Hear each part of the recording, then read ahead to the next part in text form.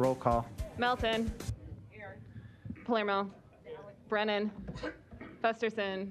Gray. Here. Harding. Here. Mr. President. Here, please stand for the Pledge of Allegiance and remain standing for opening remarks by Council Member Colleen Brennan. I pledge allegiance to the flag of the United States of America and to the republic for which it stands, one nation, under God, indivisible, with liberty and justice for all. You're welcome to all to sit down. I don't feel like you need to stand for this. I just want to thank everybody here. I want to thank the council for allowing me this amazing opportunity to serve all of you. I want to thank the mayor for all the wonderful work she does. My term here was short-lived, but I feel confident that Don, who's here with us today, has been shadowing me today. I'm confident that he will do an amazing job, and I'm grateful. I'm grateful for this opportunity. It's really been the opportunity of a lifetime, and I couldn't have been happier to serve. So. You've been great to serve with. Thank you.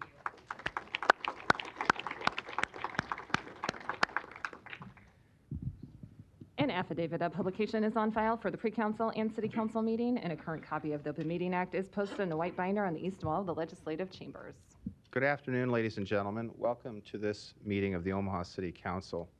As a courtesy to those in attendance and to facilitate the conduct of our business, we ask that you please silence or turn off all electronic devices. Madam Clerk. Item 6, a resolution that as a community of tolerance and goodwill, we pledge to work together to foster greater understanding and recommend additional actions to fulfill our obligations to all citizens of Omaha. The public hearing on item 6 begins at this time. We welcome the mayor, Mayor Jean Stothert. Good afternoon, council members.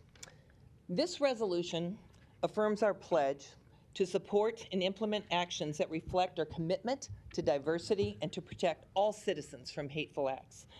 It condemns discrimination, hate speech, harassment, intimidation, and bias-motivated violence, and reinforces actions to achieve equity, opportunity, and advancement within city government and within our city. We have taken numerous steps to ensure that 2021 is a year of recovery and rebuilding. I hired Keith Station, our Deputy Chief of Staff for Diversity, Equity, and Inclusion. I appointed the Community and Employee Advisory Boards to help recommend actions and develop a strategic plan to create and maintain a culture of inclusion in government and in Omaha. These employees and community members are already hard at work. Greater understanding and solutions will come from all of us. We are expanding diverse representation in hiring and on volunteer appointments to city boards and commissions. And all employees will benefit from additional training in diversity, equity, and inclusion. This training will carry over from the workplace to our homes, to our neighborhoods, and to other relationships that we have in our lives. And finally, the City of Omaha supports and has adopted the principles of the Greater Omaha Chamber's CEOs for Code, commitment to opportunity, diversity, and equity to be a leader in equitable change in our city. This resolution was developed with assistance from the Anti-Defamation League, from Dr. Franklin Thompson, who is Director of our Human Rights and Relations Department, from Keith Station, Deputy Chief of Staff for Diversity, Equity, and Inclusion, John Carl Denhovich, Chair of the Mayor's LGBT Advisory, and members of the Mayor's Millennial Advisory Group. I want to thank them all for their support and help in developing this resolution. Omaha is a model for communities in so many ways, and let's be a model for this critically important area too. Let's set an example that we are a community of unity rather than division, harmony rather than conflict, compromise, equity, understanding, and trust. We have a responsibility and an obligation to improve and do better, and I know we can. Thank you all for your support, and I ask for your support with this resolution. Thank you, Mayor. Are there any other proponents on item 6?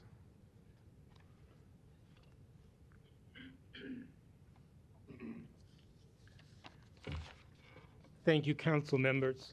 My name is Gary Nachman. I'm the Regional Director for the Anti-Defamation League, Plain States Region. Thank you for the honor of allowing me to make a few remarks in support of this important resolution. I am proud to be among the citizens of Omaha, its leaders and advisors who embrace this important message to the world. Part of the mission of the Anti-Defamation League is to secure justice and fair treatment to all. The commitment of the mayor and support of this civic body goes a long way to repair past wrongs by resolving to secure justice and fair treatment for all our neighbors and fellow citizens. An ally is someone who speaks out on behalf or takes actions that are supportive of someone who is targeted by bias or bullying. An act of allyship, like this resolution, draws a line in the sand for all to see. I call on all of us to live up to the aspirations of this measure and to hold ourselves and each other accountable to its commitment. I'd like to read a very short poem. We mustn't let our children grow up with colored views, no matter the instigator, regardless of the news. To teach we all are equal, we must control our fate. We must stand up as allies. There is no place for hate. On behalf of the Anti-Defamation League, the Jewish community of Omaha, as well as conveying support from Tom Warren, president of the Urban League of Nebraska, who unfortunately was unable to attend today, I respectfully request unanimous support of this resolution. Thank you very much. Thank you. Are there any other proponents? Come on down, don't be shy.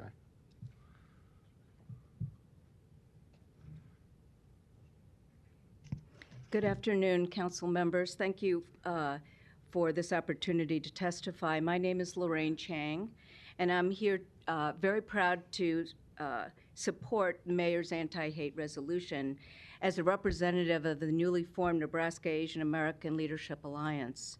Every Omahan wants a city to be a place where he or she is safe, respected, and welcomed.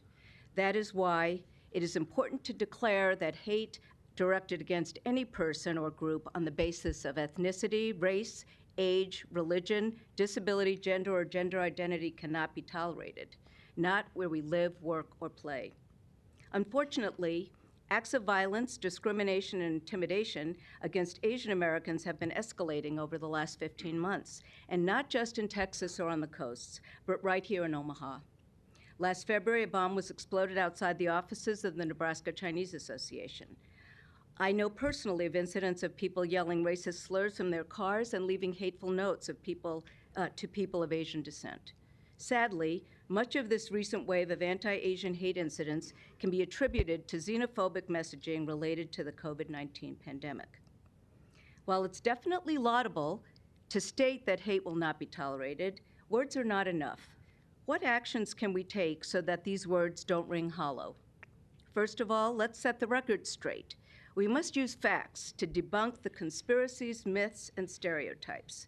For example, it is simply not truthful to scapegoat Americans of Chinese or Asian descent for the actions or inactions of a foreign government. Second, let's recognize and celebrate the significant contributions that Americans of all ethnicities have made to our community and to our country. A recent survey found that 42% of Americans could not name a single well-known Asian American. As May has been designated Asian American and Pacific Islander Month, it is the perfect time to educate ourselves and our families. And third, when hate happens in any form, let's call it out and report it. If we see something, we can do something. We cannot be silent. By passing this resolution, the City of Omaha is declaring that it takes stopping hate seriously and that it will take necessary actions that promote civility, respect, and safety for all people. Thank you. Thank you. Are there any other proponents?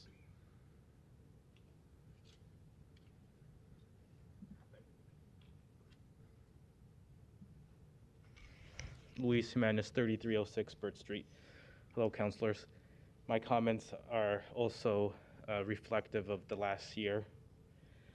I thank the mayor, Gene Stotthert, for bringing this resolution forward, as well as the council for its consideration.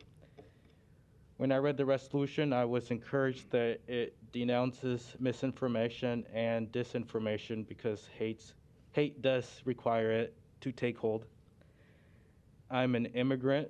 My parents brought the family to California from Mexico when I was 3, then to Nebraska when I was 8. I've experienced racist attitudes in small towns and the city. I've learned how to overcome embarrassment, which is to move to pity for the offending side. It is time that the city government takes an active role at confronting those that would give comfort to these hateful attitudes. The one thing that the mayor can do to take action to fulfill her obligation to all citizens of Omaha is to work closely or better with each council member. I believe they know they're part of the city better than the mayor does overall. I encourage Mayor Stothert to defer to the council when opinions prevail on economic and financial issues. Another thing I've noticed over time is that ageism is real. Ageism may be casual or systemic, and it has to stop. Racism is real, and it has to go. These hateful points of view are reprehensible and beneath civil society. They exist mostly outside of these persecuted groups, but also within. To my peers, I encourage you to be led by futurists and strategists, not by those suffering the trauma from this hate. Yes, it is ugly, but as far as organizing people, you'll want sober minds leading the cause. To the council, what the social unrest of the last year might teach you is that you have a larger role to play in our community.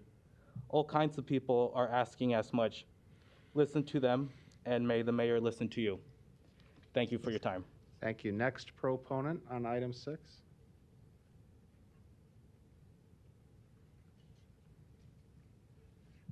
Hi, my name's Sarah Johnson, 2316 North 52nd Street, and I'm here today to support you all voting yes on the mayor's resolution. Thank you for doing that. As we've heard a little bit, words are a good step, but actions need to support our words. I printed out this just to point out a few things. Hateful speech, harassment, and intimidation. I wonder today if this would have passed a few weeks ago, would this have meant that the OPOA would not have sent out disparaging mailers? Would that qualify as hate? I also wonder, when it's talking about extremist conspiracy theories, misinformation, and disinformation, if that would have prevented Councilmember Brennan from writing in her blog about the fire-breathing radicals, who are definitely a member of the woke establishment. The radical left, she continues, in America today, AOC and the Squad, Antifa, BLM, and others who have no intention of letting democracy get in their way. They are totalitarian socialists in the mold of Lenin, Mao, Castro, Pol Pot, and Chavez. And if you think I'm using hyperbole to make a point, think again. She goes on to say, Pete won't have any trouble in his race, and I mention it only because Sarah is part of the woke mob and crazy as hell. I'm just wondering, when we're talking about empathy, misinformation, disinformation, making sure that everyone is deserving of courtesy and respect, would that have changed anything? So again, I'm just here today to say thank you. I'm sure you'll all vote for it, and that's the right step, but it's one small step. We're all about accountability. There's been a lot of talk, and I would just like to encourage us all to make sure that our actions support our words. Thank you. Next proponent, please. Seeing none, we'll move to opponents. Anyone wishing to testify in opposition to item 6?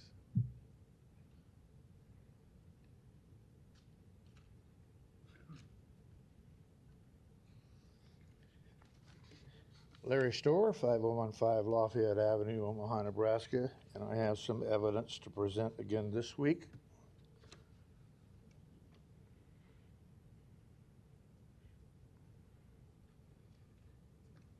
Evidence that it's just not my words, just not my knowledge. I'm not totally opposed to the resolution itself, but I am opposed to some of the wording, and I'm opposed to some of the proponents' wording and assertions. This morning I was called a liar for presenting evidence that we are very close in this country to a revolution. And part of that is due to Marxism. People do not understand what Marxism is, but maybe they can understand that Marxism traditionally has killed millions of people. And we have an organization that's called BLM. Some of them say they're not Marxist. But the organizers of that BLM movement admit that they are Marxist trained. Ladies and gentlemen, we are a constitutional republic, a compound constitutional republic that makes us different. And under that Constitution, we are all equal. We do not need all this bullshit. We're all equal under the Mr. Storr, you'll Constitution. maintain decorum. Regardless of our color, Or we're you will equal. be removed. I will not leave yet. You're out I'm of not order. quite done. I will not use the word. You're out. I was called a liar. Goodbye. Earlier this morning. Sir, you need to leave your post early. See you, Mr. Storr. Violating my constitutional rights. Any more out of you, you'll be cited for interference.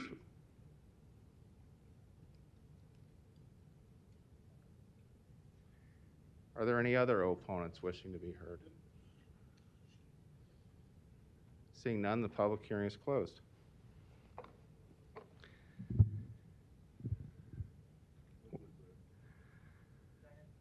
Roll call. Milton. Palermo. Brennan. Festerson. Gray. Harding. Mr. President. Yes. Item 6 is approved, 7-0.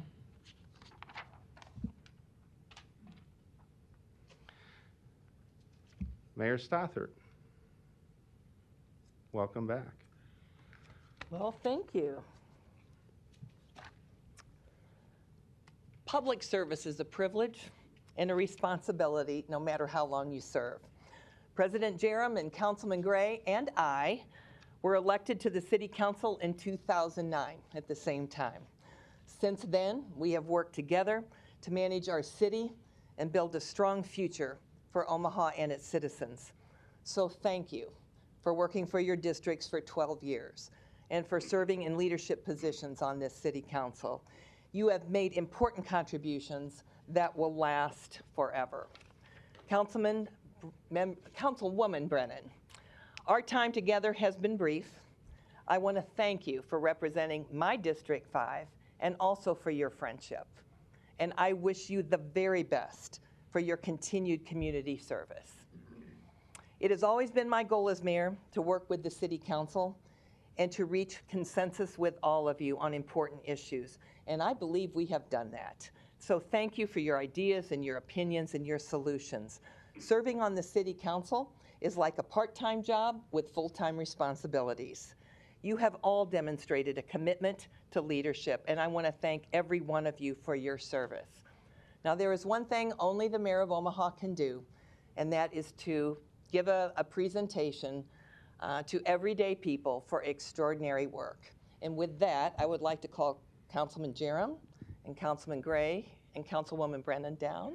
I thought you were going to convey pardon, Mayor. That's the other power. I'm not. If you know what, if you need pardoning, that's still an option. But right now, what I would love to do, what I would like to do, and it's my honor to do, is to give each one of you a key to the city. Oh, thank you.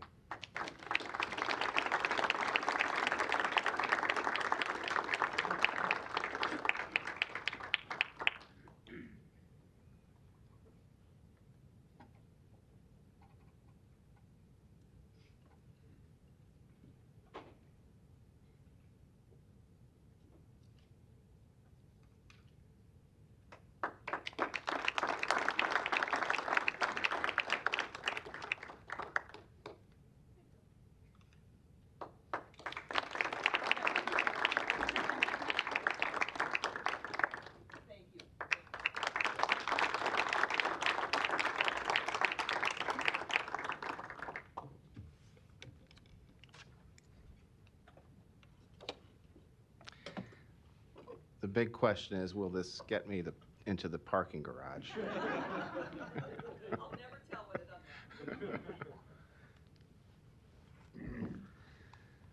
Madam Clerk. Item 7 was removed from the agenda and no action is needed. Item 8, a resolution to approve the final plat for Jean Leahy Mall, replat 2, located northeast of 10th and Farnham Streets. Planning Board and Planning Department recommend approval. The public hearing on item 8 begins at this time. Are there any proponents?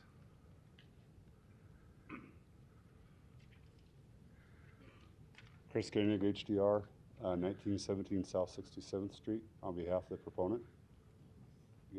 Are there any other proponents? Are there any opponents? The public hearing is closed. Roll call. Melton. Palermo. Brennan. Festerson. Gray. Harding. Mr. President. Yes. Item 8 is approved, 7-0. Items 9 through 12 can be considered together for Copper Creek, replat 1, located southeast of 168th Street and Military Road. Planning Board and Planning Department recommend approval. Items 9 and 10 are ordinances to rezone this property from AG District to DR District and R5 District. Item 11, a resolution to approve the final plat. Item 12, a resolution to approve an amendment to the subdivision agreement. The public hearing on items 9 through 12 begin at this time. Are there any proponents? Yes, Mr. President, members of the council, Larry Jobin, 11440 West Center Road, appearing on behalf of the development and the developer, simply here to answer any questions that you might have. Thank you. Are there any other proponents? Are there any opponents? Public hearing is closed. Roll call. Melton. Palermo. Brennan. Festerson. Gray. Harding. Mr. President. Yes. Motion passed, 7-0. Items 13 through 17 can be considered together for Blackstone, located at 501 South 38th Street. Planning Board and Planning Department recommend approval. Item 13, an ordinance to repeal the PUR overlay district and an NBD district for this property. Item 14, an ordinance to approve a PUR overlay district and an R6 district. Item 15 and 16 are resolutions to approve the preliminary plat and final plat. Item 17, a resolution to approve the subdivision agreement. The public hearing on items 13 through 17 begin at this time. Are there any proponents? Mr. President, members of the council, Ted Zetzman, Auto Companies, 2285 South 67th Street in Exarban Village. Some of you may recall that we were here earlier or previously with a little bit bigger project. We've just a few factors have revised that, downsized it, worked with the neighbors and planning staff to come up with a revised project that we think is worthy of your approval, and I'm here to answer any questions you might have.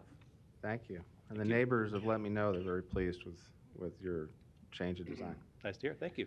Are there any other proponents? Are there any opponents? Public hearing is closed. Roll call. Melton. Palermo. Brennan. Festerson. Gray. Harding. Mr. President. Yes. Motion passed, 7-0.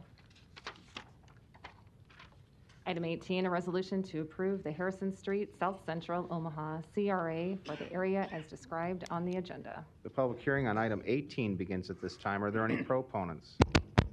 Yes, good afternoon. Don Seaton, Omaha City Planning.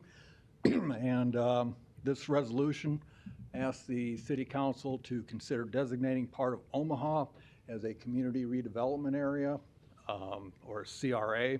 The main reason we designate an area as a CRA so that we can use TIF, tax increment financing, as a tool to help do economic redevelopment and revitalization for older core areas of town. See on the, let me zoom out a little. We already have quite a few areas designated as CRA. Those are the areas in kind of the pink or lavender. The area you're being considered today is the area in yellow.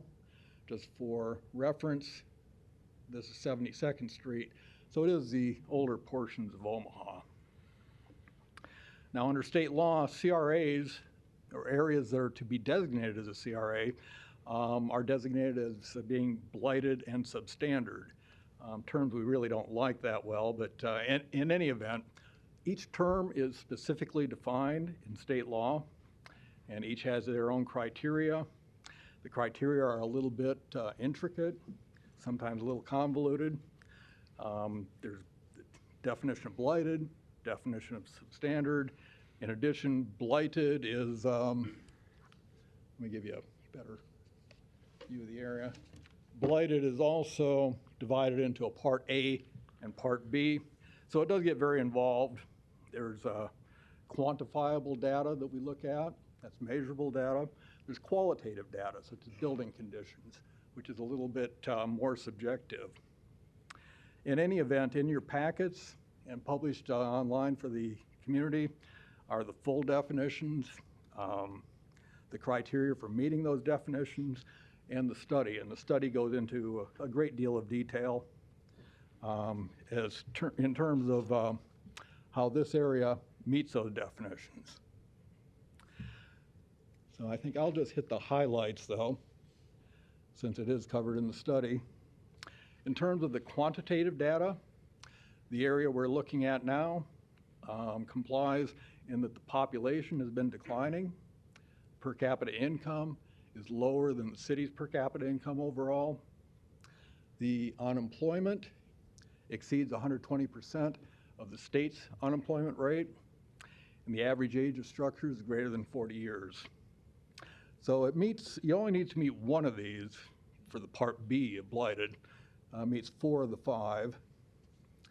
In terms of the more qualitative data, condition of the area, this is South 60th Street, kind of a major arterial north-south through the study area. See the lane width is substandard, pavement's older, the shoulders are gravel or non-existent. We have some outdoor storage, kind of poorly screened. The infrastructure is older and not in the best of condition. Substandard, definitely. In terms of the buildings, we have metal skin pole barn buildings, poor circulation in terms of the road system. A lot of the access drives are gravel, considerable outdoor storage, some of which is unscreened. So from planning staff's perspective, the area meets the criteria for designation as a CRA. The designation has been reviewed and approved by the TIF committee, City Planning Board. Now we ask for your approval. Thank you. Are there any other proponents?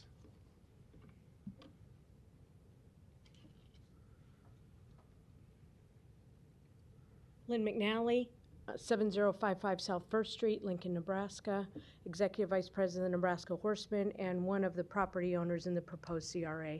Here to answer any questions and in favor of this designation. Thank you. Thank you. Are there any other proponents?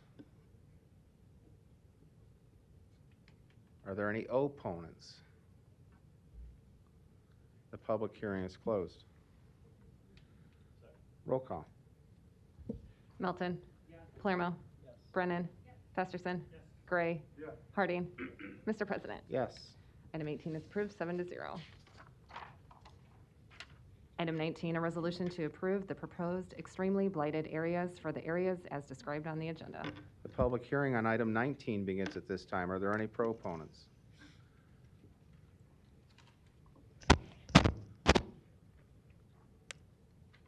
Afternoon, Bridget Hadley, City Planning. So before you is a request for an expanded, extremely blighted area. And I wanted to take just a moment to talk about or describe and define an extremely blighted area. They all begin with a community redevelopment area. So this is a different version of the same map you saw with the case that Don just presented. So the areas in purple are community redevelopment areas, and community development law defines community redevelopment area, substandard or blighted, extremely blighted area. So it governs a lot of, most of what we do as it relates to TIF and these designations. So an extremely blighted area is a definition in the community development law and is in effect an additional layer or designation on top of the community redevelopment area layer and designation. It is essentially, and I'm paraphrasing, a CRA that has 2 additional quantitative demographic qualifications. It's an area with an average unemployment rate that is at least 200% of the average rate of unemployment in the state using the most recent federal decennial census or American Community Survey 5-year estimates. And it's an area with an average poverty rate that exceeds 200%. The city recently or previously designated census geographies that form the base map of an extremely blighted area using 2017 5-year estimates. So that is this map.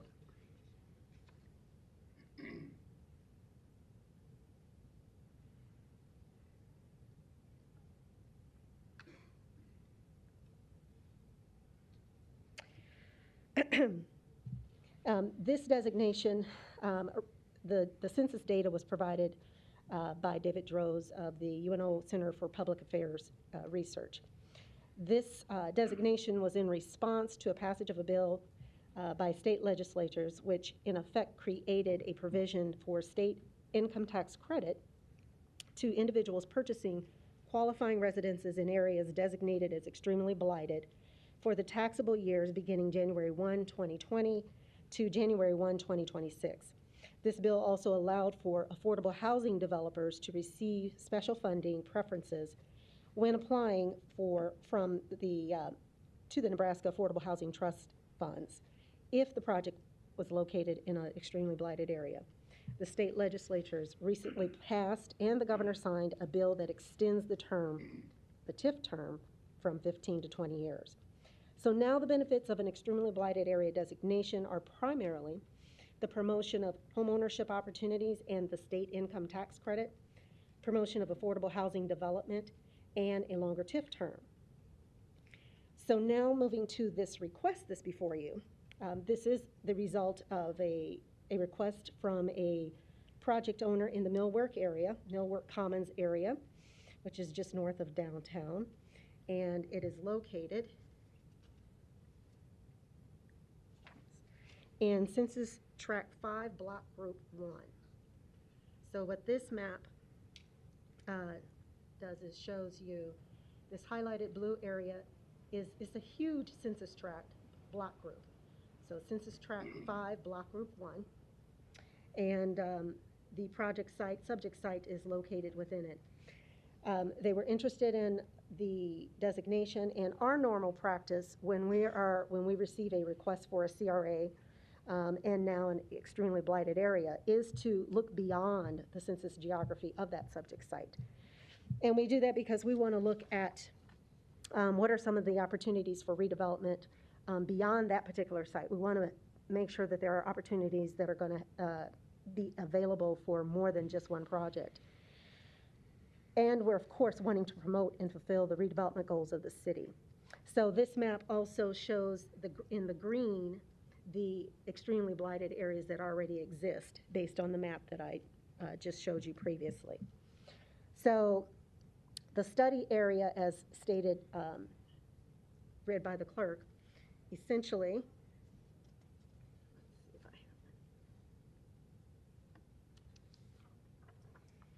and this map is a slight variation in color from the map that was in your in the study. But essentially, it's the river, Missouri River on the north and the east. It's about 30th Street here, but mostly 24th on the west, and then about Hickory Street on the south. And the gray, the dark gray area that you see on this map represents the existing extremely blighted areas that had been designated previously. The yellow crosshatch indicates that those are areas that are community redevelopment areas, because again, if anything is going to be designated as a extremely blighted area, it must be in a community redevelopment area. The orange represents the areas that were not extremely blighted, but have the potential to be. So it became the expanded area that we're looking at. So what we did is we looked at what areas were already extremely blighted. So again, it's a lot of maps that we're looking at.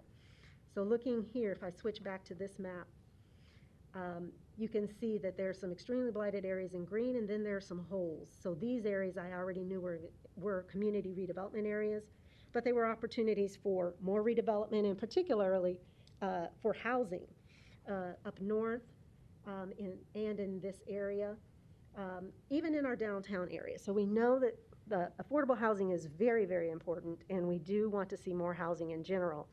So This area was chosen because those census geographies were either adjacent to Census Tract 5 Block Group 1 or very nearby. And that is, again, how we came up with the expanded orange area, which it's part of the study area. So after selecting the census geographies that would be included, 2019 5-year estimates census data was provided by David Rose of UNO for poverty and poverty and unemployment rates, and those rates were averaged. So I will take you to a table. So this table basically shows you, and it may be a little bit hard to see, but data that was provided by UNO, and these are the census block groups, all listed here in a row, and their unemployment rates, and then their poverty rates. They were added and then averaged. If we look at the standard to measure against, or rather the average rates for qualification for an extremely blighted area, the average rate for the unemployment area, for the unemployment rate that is 200% of the average rate of the state, that number is 6.68. So when this data was pooled, so we're using the 2019 5-year estimates, Nebraska's unemployment rate was 3.3. 200% of that is 6.68. So that means if anything is going to qualify, it has to be greater than 6.68 in terms of unemployment. And in this case, the average was 9.86. Likewise, for the poverty rate, has to be the average rate for the entire group needs to exceed 20%. Adding them up and averaging them all, we're at 31.69%. So based on that information, the groups of the entire group of census geographies do qualify, and we do request the expansion to be approved as an extremely blighted area, as it does qualify with our complies with our master plan as well as the community development law. TIF committee, planning board have approved it. It does add another tool that we have in our toolbox to help with redevelopment and affordable housing and the such. I will add this here. I believe President Jerem asked about opportunity zones. Opportunity zones is just another tool that is available to investors if they invest in these particular areas. And these particular areas that are in green are the opportunity zones. This is on our website. If you can see it, it's planninghcd.cityofomaha.org/opportunity-zones. And anyone can find a lookup tool to see if their property is in an opportunity zone. But this is just another tool. And I did not overlay it, I apologize, but it could get a little crazy with some of these maps, but you can kind of see that there's somewhat of an overlap of these particular areas that are in opportunity zones, as well as a CRA, as well as I had another map, the neighborhood revitalization strategy area. So we're able to add more tools that just helps make redevelopment in our core area much more possible. So with that, I will ask for your approval. Thank you. Are there any other proponents? Are there any opponents? The public hearing is closed. Councilmember Festerson, you're recognized. Bridget, if you would just come back to the microphone for a minute. I am supportive of this. I am supportive of the extremely blighted designation and what that can do for our areas most in need of economic development and affordable housing. And I know that was the intent of the legislation that was proposed by Senator Wayne, and we thank him for that. And so I wanted to talk just a little bit further about this particular expansion, and thanks for walking through it there with the explanation and all the maps. I think that's helpful. The expansion is what we're referring to as Tract 4 today, right?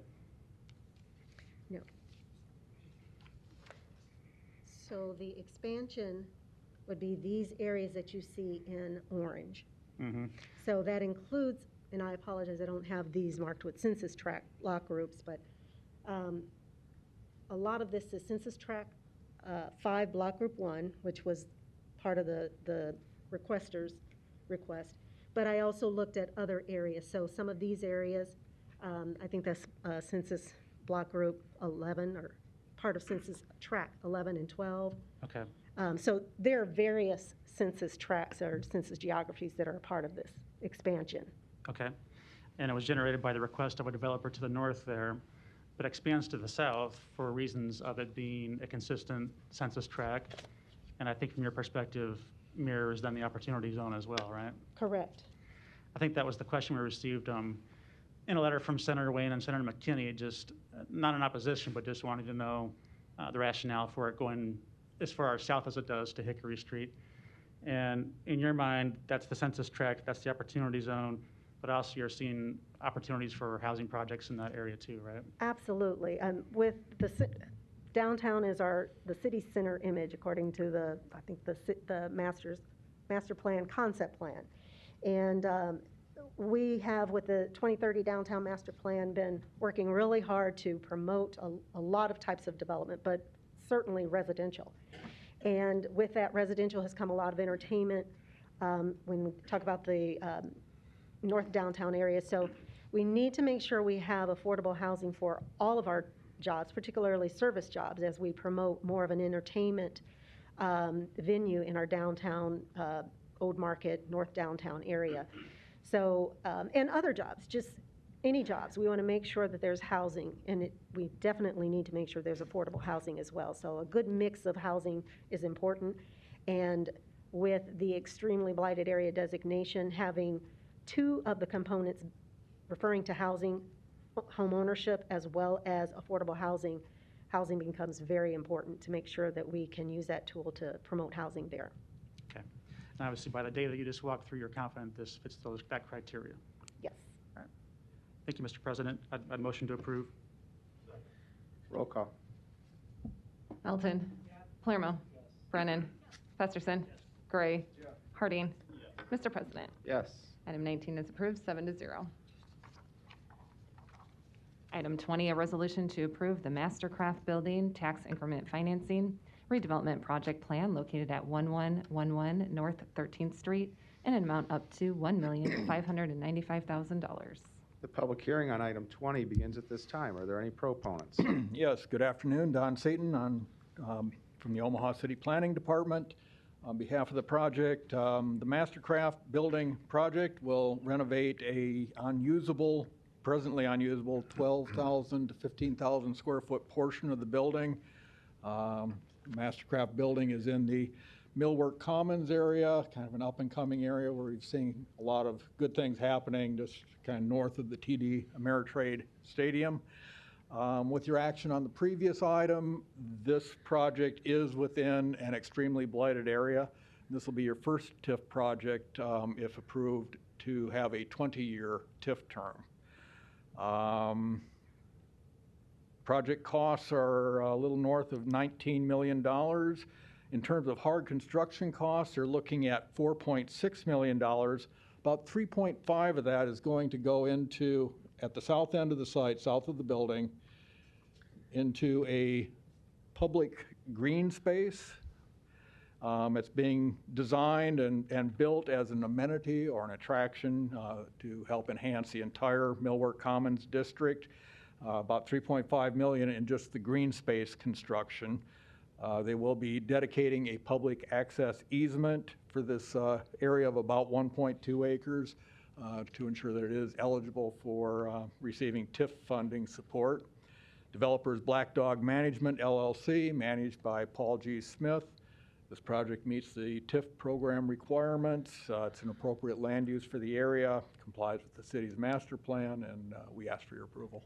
Thank you. Are there any other proponents? Good afternoon, Kendra Ringenberg, 1318 North 187th Street. I'm here on behalf of the developer, I'm counsel for them. I'd just like to add that on the public access easement, that the point of it, I mean, it is obviously to make it TIF eligible, but also we believe it'll be an amenity not just for the Millwork Commons, for the entire downtown area. We've worked through all the parameters of that with legal department and have that ready to go. So if you have any questions, I'm happy to help. Thanks. Thank you. Are there any other proponents? Are there any opponents? Public hearing is closed. Roll call. Melton. Palermo. Brennan. Festerson. Gray. Harding. Mr. President. Yes. Item 20 is approved, 7-0. Item 21, a resolution to approve the Blackstone Plaza Building Tax Increment Financing Redevelopment Project Plan located at 3555 Farnham Street in an amount up to $5,994,326. The public hearing on item 21 begins at this time. Are there any proponents? Afternoon, Bridget Hadley, City Planning. So before you is the Blackstone Plaza Building TIF, and on this aerial you can see where the site is, highlighted in blue, shaded in blue. So this is Farnham Street, 36th Street, Harney Street, to kind of orient you, so Midtown area. This particular site here has about 3 or 4 parcels to it. There's the tower, the garage that's above ground as well as below, and then there's a 2-story building here. Also, part of the ownership has ownership of these sites, these surface lots over here to the southwest. The TIF, however, is only going to be for the tower. Many may know this as the former Kiewit Plaza Tower or office building, where Kiewit has now relocated to North Downtown. Excuse me, Bridget. Can we have the person with the electronic device please silence it? Thank you. And just as a reminder to everyone, please silence or turn off all electronic devices. Thank you. So the office tower is a 15-story office tower. Again, the former headquarters of Kiewit Corporation that's relocated to their headquarters to downtown and has unfortunately, but fortunately, good and bad, left the building about 70 to 80% vacant. So Blackstone Plaza LLC, John Lund is the manager, and John is here as the manager of that as well as the owner, has decided to take this on to make sure that this building is repurposed into more of a multi-tenant building, and then to add ground floor retail, which this has not had, which is intended to also include or to include a restaurant and some retail concepts on the ground floor. I've got a couple of renderings here. So again, showing you 15 stories. There's the Plaza Club at the top. Down here is where the new retail would be located. And then just a rendering of the entrance, oops, sorry about that, to the building. In this particular project, there wasn't a lot of public infrastructure or public improvements to be done, and that's because they're located in Midtown and on Farnham Street, where there's been a lot of concentration to the public realm and the streetscaping and whatnot. So there wasn't any public improvements recommended by our department or even Public Works. However, the applicant is contributing $60,000 of their TIF to the Midtown Public Improvement Fund, which is set aside to help with general public improvements in the Midtown area. And it can be streetscaping in that Midtown area, street trees, sidewalks, curbs, could be signage that may be used in that Midtown area. So anything that is enhancing the public environment, we work with those funds with the Public Works Department and our Planning Department to get those projects done. This particular project anticipates creating 40 jobs, working in the restaurants, retail, and event services. In addition, 10 full-time building management jobs, 40 construction jobs, so there will be jobs created over time with this particular project. The amount of TIF they're asking for is almost $6 million, which happens to be about 15, almost 16% of the capital stack or of the investment. All of that, of those TIF funds are going toward the rehabilitation costs only. Just to note, there are over $36 million in eligible TIF costs. The project investment is about $37.7 million. This project does comply with the master plan by contributing to the transformation of the Farnham-Harney corridor into a dominant mixed-use regional draw as called for by the Destination Midtown Plan through its addition of the new ground floor retail and restaurant space, as well as renovated office spaces. We have received TIF committee approval and planning board recommendation of approval, and with that, I would ask for your approval. Thank you. Are there any other proponents? Mr. Smith, welcome. Dan Smith, Smith-Slusky Law, 8712 West Dodge Road. Hard to improve on what Bridget's presentation was, and you have all the materials. John Lund, who is the owner and developer, is here with me. We'd be happy to answer any questions you may have. Thank you. Mr. Lund. Thank you. Good afternoon. John Lund, 450 Regency Parkway. I'm the owner developer of the subject property, and I'd be happy to answer any questions that you may have. Thank you. Are there any other proponents? Are there any opponents? The public hearing is closed. Roll call. Melton. Palermo. Brennan. Festerson. Gray. Harding. Mr. President. Yes. Item 21 is approved, 7-0. Item 22, a resolution to approve the 18 Howard Tax Increment Financing Redevelopment Project Plan located at 1819 Howard Street and 1810 St. Mary's Avenue in an amount up to $3,540,728. The public hearing on item 22 begins at this time. Are there any proponents? Yes, good afternoon. Don Seaton, Omaha City Planning. This apartment project combines two vacant parcels, both presently used as surface parking facilities for the construction of a new 5-story apartment building with approximately 120 to 124 units.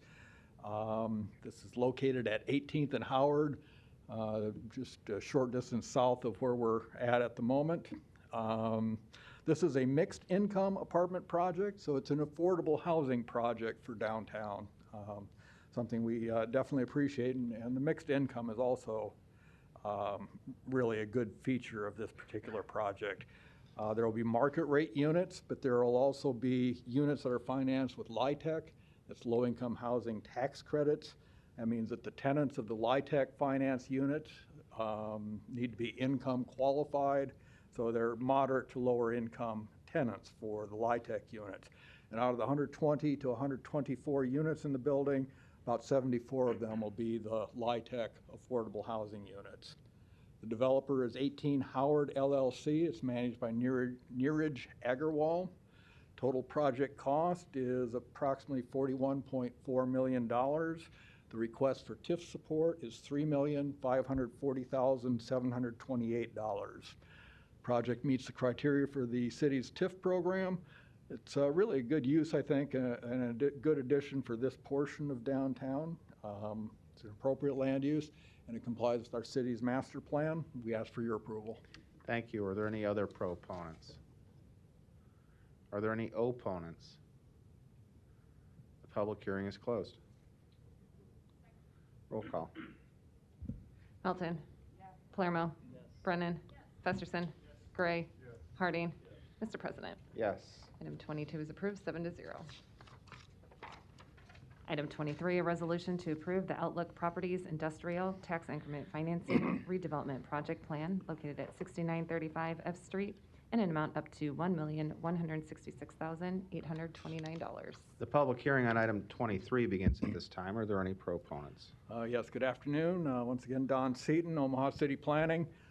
This project is another new construction project. It involves the construction of a new warehouse distribution center of about 149,000 square feet on a vacant parcel of approximately 11.7 acres. This is 72nd Street, I-80. Just kind of get you oriented. This will be a one-story building with the flexibility to accommodate one major tenant or up to 4 smaller ones. We'll have higher garage doors and ceiling heights. Be a nice new distribution center, something that will compete well with a lot of the older ones that we have presently in this part of town. There'll be room on the site for approximately 220 parking spaces, plus parking stalls for about 47 semi-trailers. Project cost total is about $13.5 million.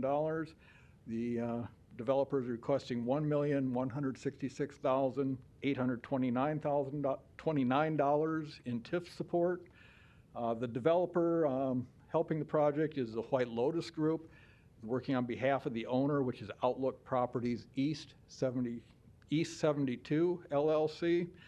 That's a for-profit subsidiary of Outlook Nebraska, which is a parent entity that is a nonprofit that helps the visually impaired. The LLC is managed by Eric Stukrath. And again, this project is an appropriate land use for the area, complies with the city's master plan, been approved by the planning board, and meets all the criteria of the city's TIF program. We ask for your approval. Thank you. Are there any other proponents? Are there any opponents? Public hearing is closed.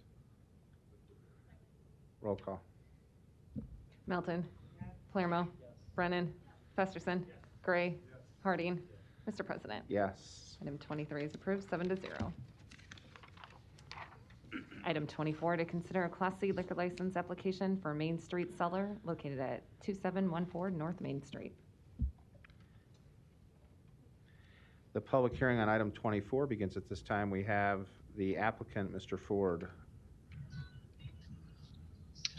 Good afternoon. My name is Jeff Ford, 4407 North 195th Circle, and I'm here to answer any questions you might have. Thank you. Are there any other proponents? Are there any opponents? The public hearing is closed. Roll call. Melton. Palermo. Brennan. Festerson. Gray. Harding. Mr. President. Yes. Item 24 is approved, 7-0. Item 25, to consider a Class C liquor license application for Pasta Amore located at 11027 Prairie Brook Road, A's Communication and Support. The public hearing on item 25 begins at this time. Are there any proponents? Is anyone here for Pasta Amore?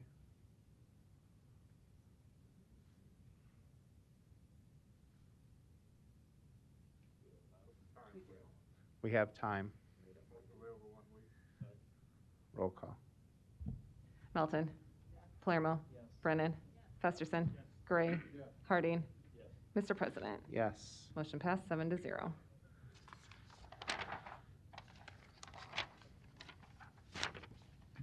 Item 26, to consider a Class C liquor license application for Billy O's Lounge located at 14242 Fort Street. The public hearing on item 26 begins at this time. We have the applicant, Mike and Kim Britton. Yeah, my name is Mike Britton, 4732 Manny Lane, Blair. I'm here to answer any questions you might have. Thank you. Are there any other proponents? Are there any opponents? Public hearing is closed. Roll call. Melton. Palermo. Brennan. Festerson. Gray. Harding. Mr. President. Yes. Item 26 is approved, 7-0. Item 27, to consider a change of location application for Benson Theater B-side to locate 6054 Maple Street. The public hearing on item 27 begins at this time. Are there any proponents?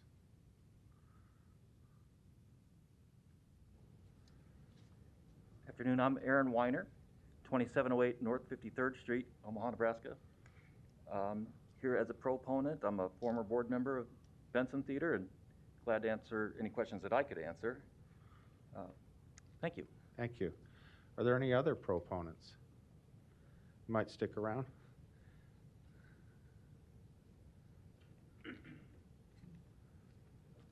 Amy Ryan, 8844 North 83rd Avenue. I'm the executive director of the Benson Theater and here to answer any questions you might have. Thank you. Are there any other proponents? Are there any opponents? The public hearing is closed. Councilmember Festerson, you're recognized. Thank you, Mr. President. Amy, if you would just come down for a minute. I'm supportive of this item, of course. I just wanted to get the update on the Benson Theater project. Well, thank you for asking. It's looking absolutely beautiful. We look to have a soft open August 1st for a grand opening in September. Excellent. I was up there just last week. It's really coming together. And we have our sign figured out too, don't we? Yes, will be a 20-foot Benson blade sign that will, I think, really assist the community. So thank you. Excellent. Well, it's going to be a great addition to the Benson Business District there, and I would motion to approve and waive Rule 7, right?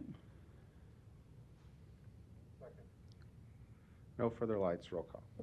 Melton. Palermo. Brennan. Festerson. Yes. Gray. Harding. Mr. President. Yes. Motion passed 7-0. Item 28, to consider addition application for Block 16 located at 1609-1611 Farnham Street to add an outdoor area approximately 22 feet by 10 feet. A's communication and support, B's communication opposition. The public hearing on item 28 begins at this time. Are there any proponents? Hi, Paul and Jessica Urban, 1611 Farnham Street, Omaha, Nebraska, 68102. Here to answer any questions. Thank you. You may stick around. Are there any other proponents? Are there any opponents? The public hearing is closed. Mr. Urban? Or Jessica? Either one.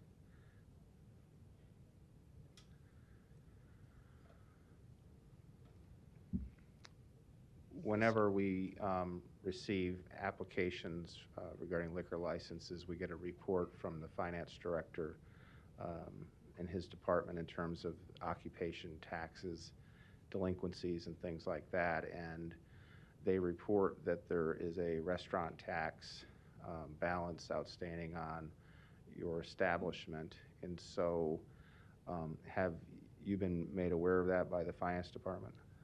I'll have to check the mail, but no, we're never late on that. Okay, so I'll pay it today. I didn't realize. Yeah, and if you can't pay it all at one time, they will make a payment plan for you. Oh no, we can. If I missed a month, then I'll just go pay it. Okay, thank you. Thank you. Roll call. Melton. Palermo. Brennan. Festerson. Gray. Harding. Mr. President. Yes. Item 28 is approved 7-0. Item 29, to consider an addition application for Lila's Cafe located at 4952 Dodge Street to add an outdoor area approximately 21 feet by 26 feet. A's communication and support. The public hearing on item 29 begins at this time. Are there any proponents? Mr. President, members of the council, Mike Kelly, 2804 South 87th Avenue, here for any questions you might have on this matter. Thank you. Are there any other proponents? Are there any opponents? Public hearing is closed. Roll call. Melton. Palermo. Brennan. Festerson. Gray. Harding. Mr. President. Yes. Item 29 is approved 7-0. Item 30, to consider an addition application for Club 5216 located at 5216 North 24th Street to add an outdoor area approximately 100 feet by 110 feet. A's communication from the Planning Department regarding permits for the outdoor area. The public hearing on item 30 begins at this time. Are there any proponents? Mr. President, members of the council, again, Mike Kelly, 2804 South 87th Avenue, appearing here with Mr. John Machete, the licensee. This is for an outdoor area at this particular property. It's basically to accommodate Native American Days, which with celebrating the Omaha Indians, which they have, and it's biannual. You'll have it in late July, August. We do understand there may be some opposition, and we're here for questions. And if there is any, we'd like to hear what they have to say. We have not had a communication with them. If there is, we'd like to be able to rebut that a little bit, talk about it, and then otherwise, we're here for questions. Thank you. Are there any other proponents? Okay, if you could have a seat, we'll ask for opponents. Are there any opponents? Public hearing is closed.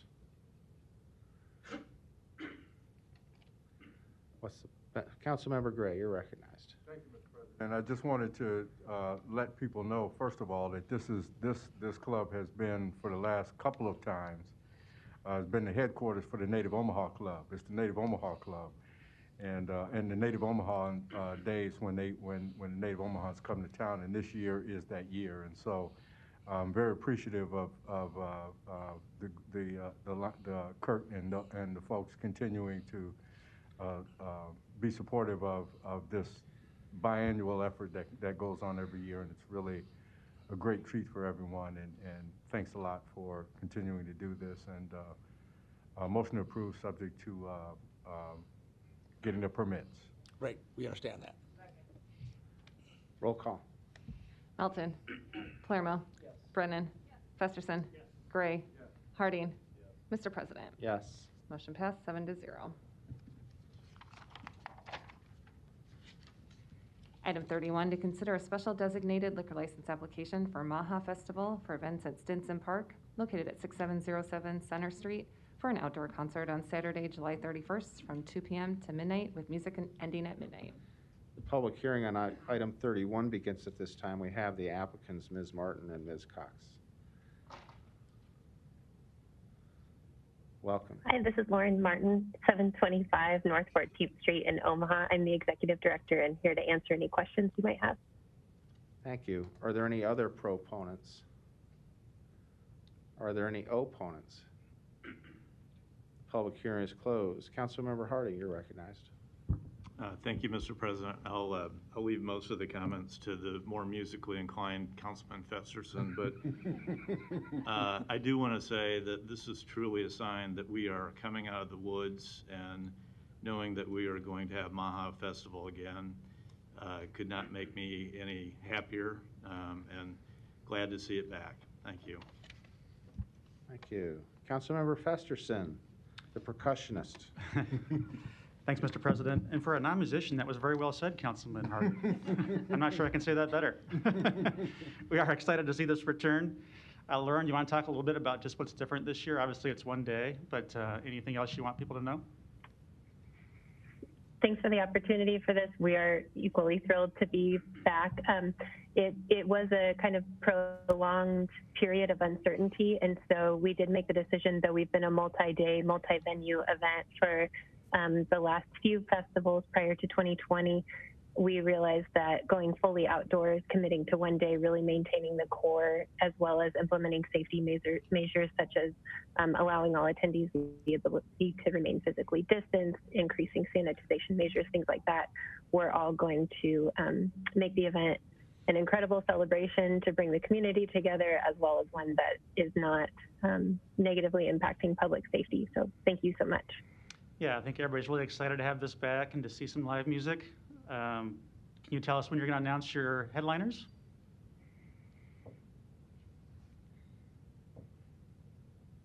Are you on mute there? Sorry, yeah, I'm I didn't ask unmuted you now. to announce. I said, when might you announce?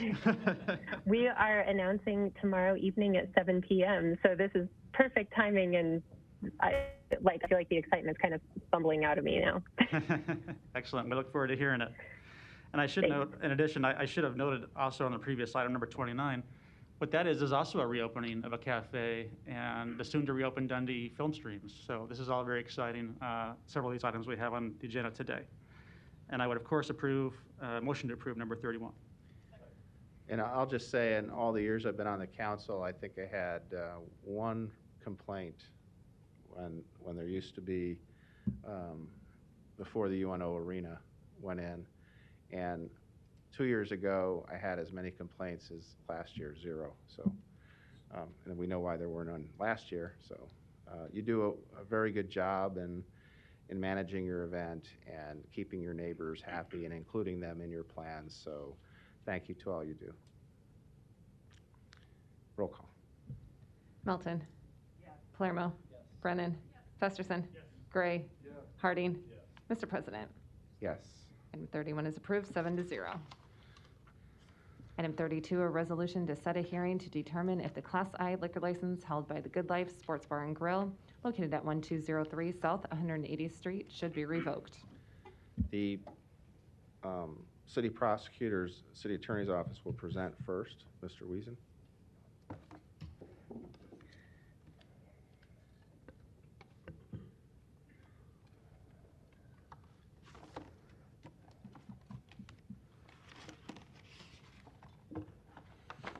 First, Mr. Wiesen, will you have live testimony or just the packet? Brian Wiesen, Assistant City Attorney. I'll begin by introducing some exhibits into the record, City Council record, and providing a brief overview. Then Officer Bossman and Lieutenant Wells are here to answer questions of the council and to add any testimony that they see fit as well. Thank you. You may proceed. Good afternoon. The Nebraska Liquor Control Act authorizes a local governing body to revoke a liquor license within its jurisdiction when cause exists to do so, subject to an appeal to the Liquor Control Commission, or when the local governing body has determined that any license holder has violated any provision of the Liquor Control Act, or when any ordinance, rule, resolution, regulation concerning liquor has been violated. We're here today because of a series of events that began on December 25th, 2020. I'll start by identifying exhibits that I will submit to the City Council for inclusion in the record, and then I will move into a relatively brief narrative of what occurred. Would you start with just a brief summary of what you believe is the basis for the revocation, and then go into your evidence so that we have a scope of relevancy for testimony today? Sure. I can do that. Just a basic overview is that on December 25th, a number of minors, as defined by statute, I believe there were 6, were at the Good Life in Omaha, Nebraska, located at 1203 South 180th Street. They were served alcoholic beverages at that location without being carded or otherwise ID'd to determine what their age was. One of those individuals then got into his motor vehicle and drove away from the scene. He was involved in a serious motor vehicle accident, which resulted in 3 broken vertebrae, among other injuries. During the subsequent alcohol procurement investigation and DUI and MIP investigations, officers were dispatched to the Good Life at that location to retrieve video evidence from the indoor and exterior security cameras. They were met with resistance from the managers and the owner of the premises, which ultimately resulted in a search warrant being executed upon the premises and the video equipment being seized. A review of that equipment indicated that the system was subsequently reformatted, and we believe the evidence will show here at the council today with an intent to destroy evidence and hinder the investigation into the source investigation. Thank you.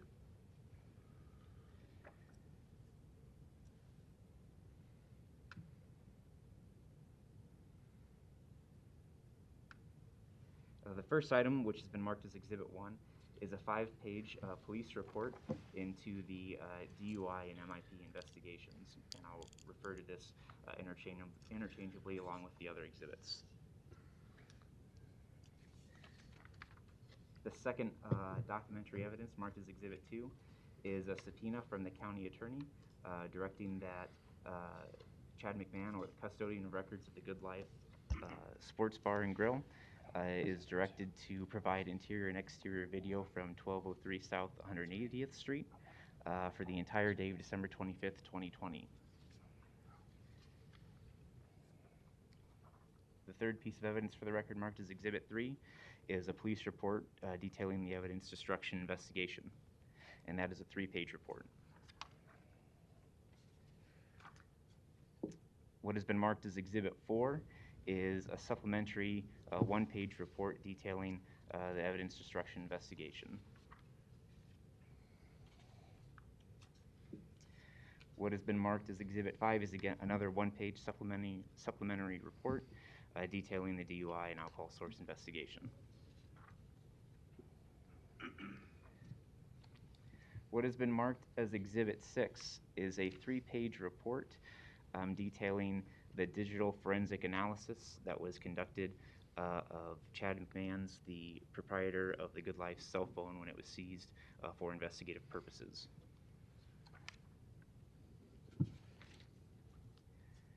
What has been marked for identification as Exhibit 7 is a 2-page Cellebrite extraction report detailing relevant phone calls that were made from Mr. McMahon's cell phone related to this investigation.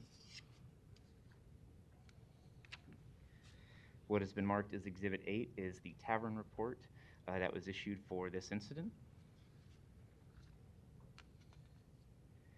Exhibits 9 and 10 are criminal citations that were issued to the server and manager at the Good Life on December 25th involved in the selling and procurement of alcohol to minors. that were issued in this case.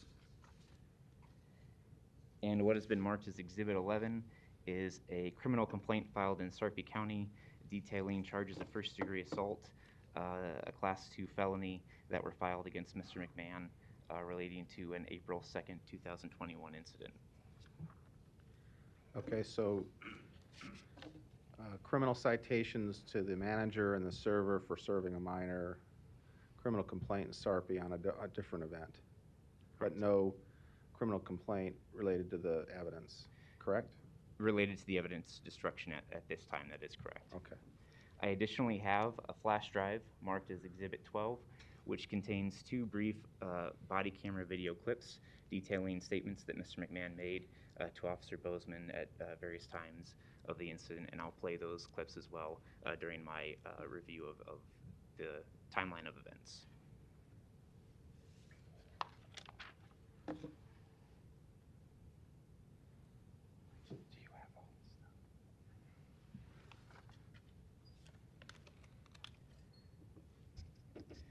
On December 25th, 2020, at approximately 9:48 p.m., Tyler Sherman was involved in a serious injury vehicle accident and suffered 3 broken vertebrae, among other injuries, after drinking with underage friends at the Good Life Sports Bar and Grill in Omaha, Nebraska at 1203 South 188th Street.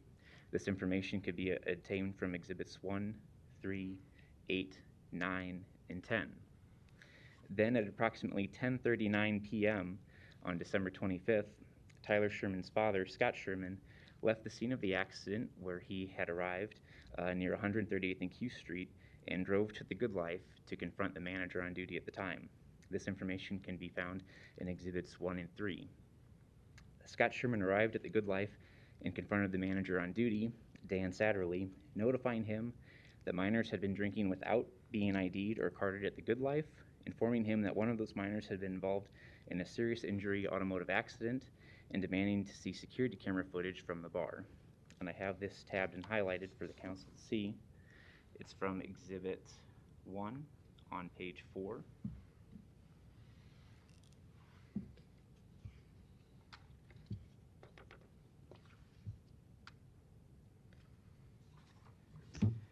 The relevant section from this report states, quote, Scott stated that he got upset after he learned that his 20-year-old son, along with his friends, had been served alcohol at the Good Life. Scott stated that once he knew Tyler was alive and heading to the hospital, Scott left the scene and went to the Good Life and confronted the on-duty manager, Dan Satterley, as well as Jillian, the waitress who had been serving the boys. Scott stated he had demanded that the manager pull up the video of the boys drinking and that it would show that none of the boys had a fake ID and that Jillian did not ID anyone before serving them. Scott stated that he eventually left after it was clear that he was not going to get any video or make any progress at the bar that night. Now this is important because it's evidence. It shows that on the night of the incident, the manager and the Good Life were put on notice that minors were present in their premises, that they had been served alcohol and consumed alcohol in their premises, and that they were in possession of video evidence related to the violation of the liquor control laws and the DUI and MIP source investigations. Beginning at 10:58 p.m., shortly after Mr.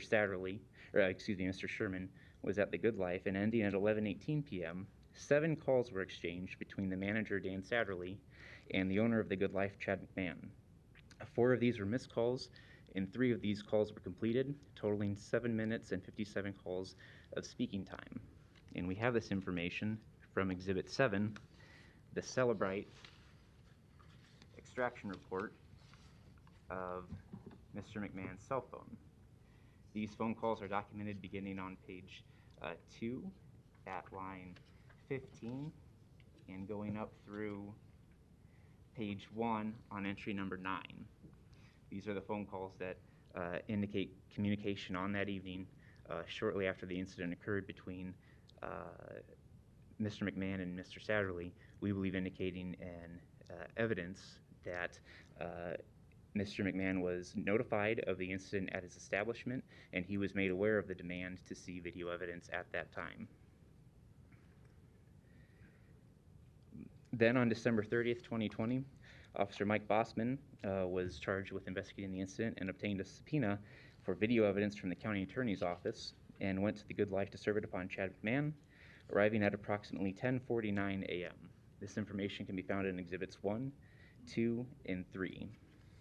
And again, for reference, here is Exhibit 2.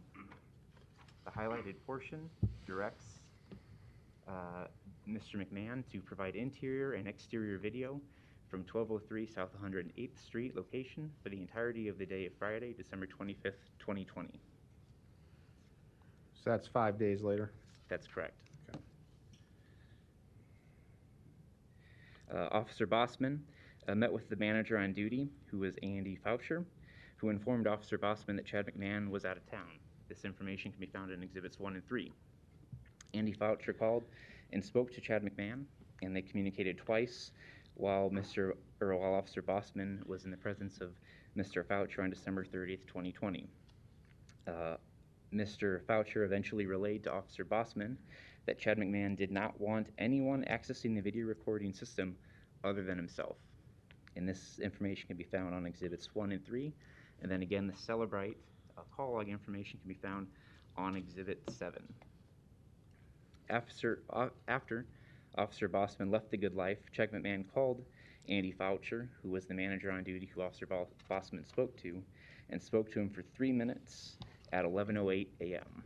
This is item entry 6 on Exhibit 7 on page 1. Chad McMahon then calls Dan Satterley, the manager on duty the evening of December 25th, who he exchanged several calls with after Mr. Sherman was at the bar demanding to see the video evidence, and spoke to him for 6 minutes and 33 seconds at approximately 11:12 a.m. This information can be found in Exhibits 3 and 7. On Exhibit 7, the call item is item number 5.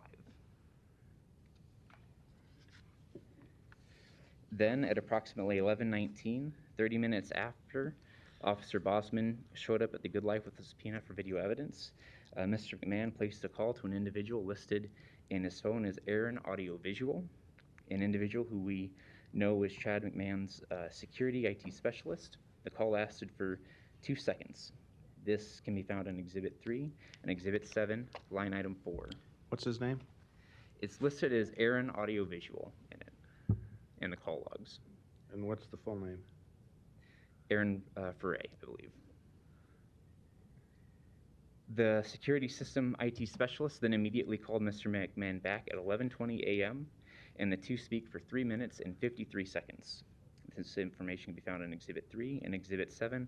On Exhibit 7, it's line item number 3. Officer Bossman contacted Chad McMahon by phone the next day on December 31st, 2020 at 9:15 a.m. to ask him to meet him at the Good Life to view the video evidence. The phone call lasted for 2 minutes and 3 seconds. Mr. McMahon refused, saying he was at another location and couldn't make it. This information is in Exhibits 1, 3, and 7. On Exhibit 7, the call log is item number 2. Then, after Mr. McMahon hung up the phone with Officer Bossman, he called his security system IT specialist at 9:17 and 50 seconds a.m., and the two talked for 1 minute and 42 seconds. This information can be found on Exhibits 3 and in Exhibit 7, line item number 1. The Omaha Police Department then subsequently seized the video recording equipment pursuant to a warrant, court-authorized search warrant, and conducted a forensic analysis on the system, finding that the recorded video log was cleared on December 31st, 2020 at 10:41 and 41 seconds a.m., approximately an hour and a half after Mr. McMahon spoke with his IT specialist. This information can be found on Exhibit 3 on page 2, and I'll direct you to the entire paragraph in this report. All right, let us catch up with it. Exhibit 3, page 2.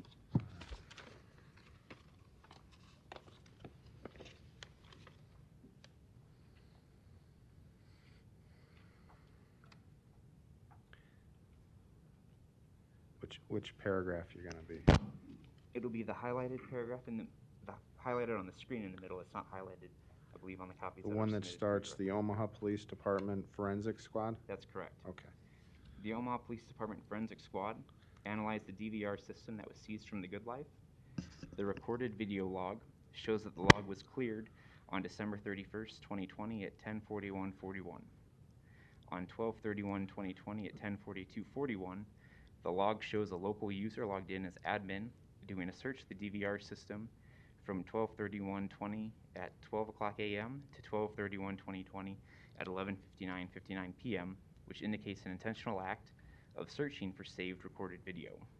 On 12/31/2020 at 10:51:01, the admin user logged in from an IP address, which was assigned to a T-Mobile Sprint cell phone, which was the same as the IT specialist's cell phone, doing searches of the DVR.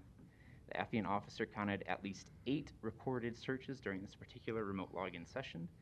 Affiant officer, which is Officer Bossman, believes this shows an intent to confirm the erasure and reset of the DVR recording system, which deleted the Christmas night, December 25th, 2020 evidentiary video that affiant officer requested from Mr. McMahon.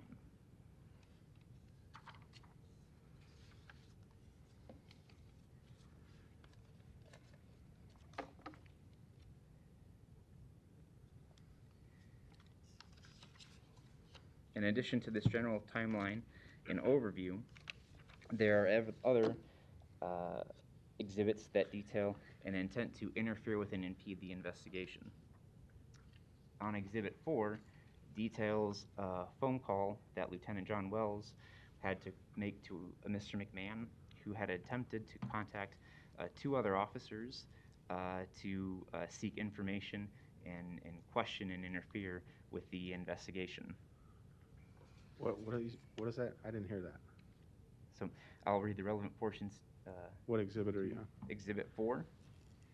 It says, McMahon contacted Officer Furman and Officer Wooten via text. Both officers reported the contact to Lieutenant Wells, which prompted the phone call to McMahon. Lieutenant Wells told McMahon that he was getting fair warning to refrain from contacting any Omaha police officer about this case other than Officer Bossman, who was the investigative officer, and Lieutenant Wells, who was the supervising investigator. Mr. McMahon had been reaching out to these officers about this case when the appropriate contacts were Officer Bossman and Officer McMahon. He was warned that continuing to do so may qualify as attempting to interfere in the investigation.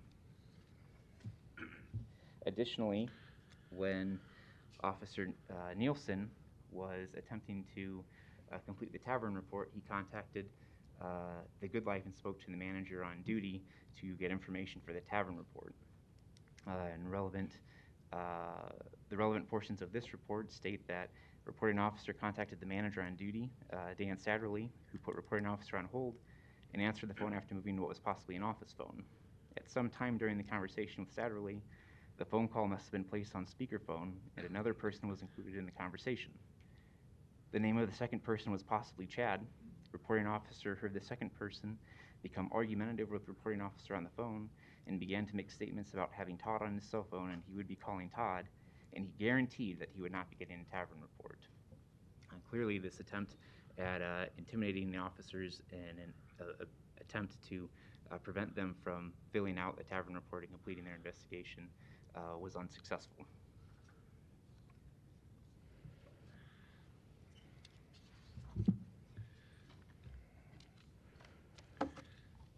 Next, I'll play the 2 recorded video statements from Mr. McMahon.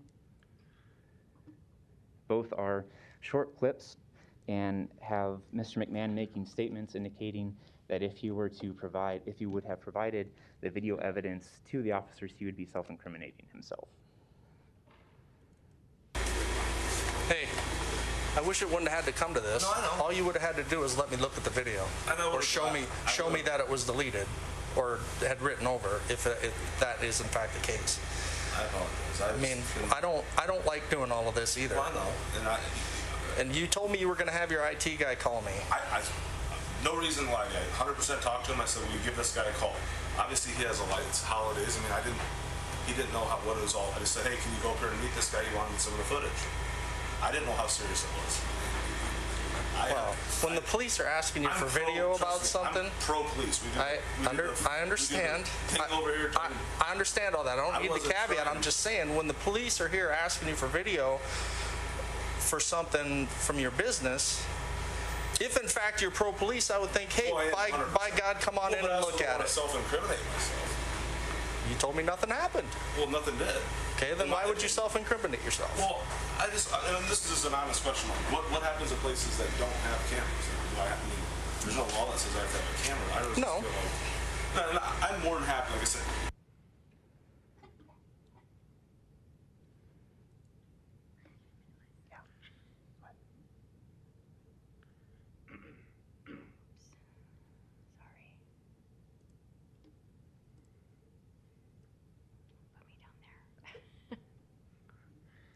You don't want to be in the presentation.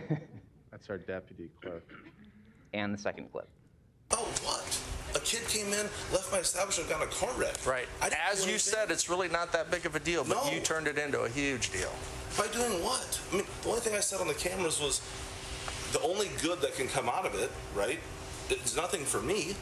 I'm self-incriminating. If you guys are looking to, if we're carding him or not, there's nothing good that comes out of it. So let's just say I have a bar that doesn't have cameras or they don't work. Then what? Why me spending $20,000 on this awesome camera system or whatever it was? Why would I want it? So that's all I was saying. I don't know if I come off as arrogant or I'm not trying to be at all. I swear to God, I'm not. I'm just telling you, when you tell me that, why would I want to give you? Why would I say, sure? Because the only thing that can come out of it, to me, would be negative, right? You're not going to go, oh, you guys did a high five, good job. So, of course, I'm not just going to say, here, take a look at this. I mean, that's just, so, if you would have said, hey, just let me take a look at this, this is all we're looking for. How about this, then switch to our point? Yeah, I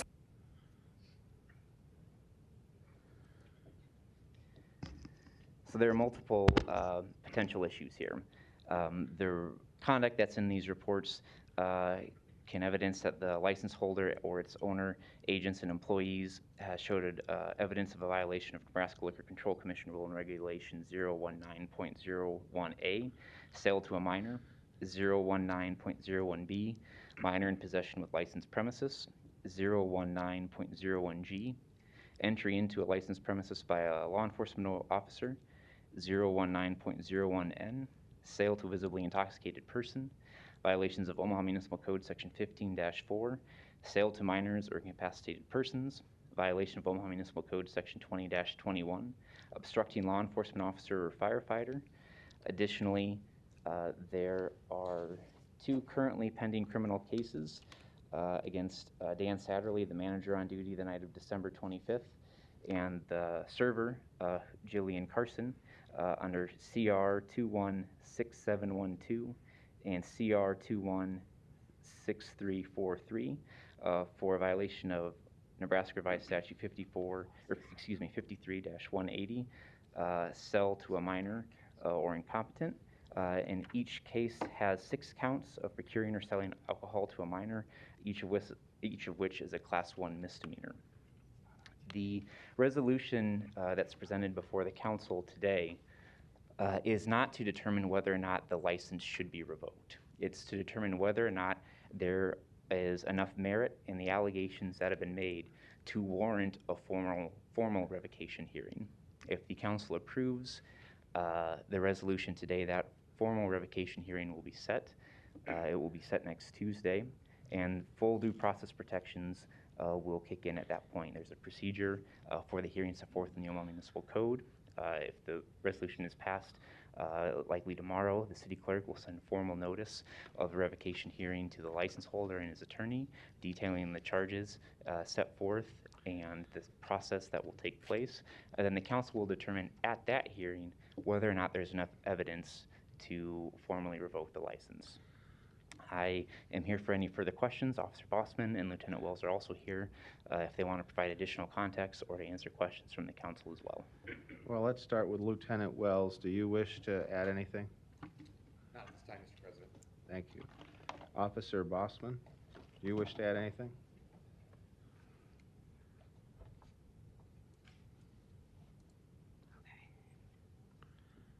Mike Bossman, Omaha Police Department. I'm assigned to the traffic unit, crash investigations. Ryan did a fantastic job giving a summary of the case. I'm here to answer any questions specifically if you have them. Okay. I don't see anything in the reports from this Aaron Frey. Mr. Wiesen, did you want to tackle that? Brian Wiesen, Assistant City Attorney. It's my understanding that at this point in time, Mr. Ferre has not provided any statement to the Omaha Police Department. Has he been asked and invoked his Fifth Amendment rights, or has he just not been asked? I would refer you to the police department as it may be an ongoing investigation. Okay. All right, so if that concludes your presentation, since we're in the hearing on the what we'll call probable cause, we'll hear briefly from the applicant, and then we'll open up the public hearing for everyone else who came down and talked today. Mr. Kelly, did you wish to be heard?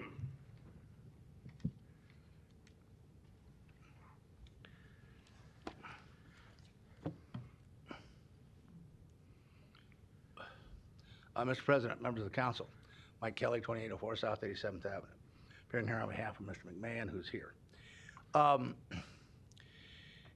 The evidence of Mr. Wiesen, who did a very capable job of presenting, was kind of hard to watch because it's not the best day for any licensee client I've ever had.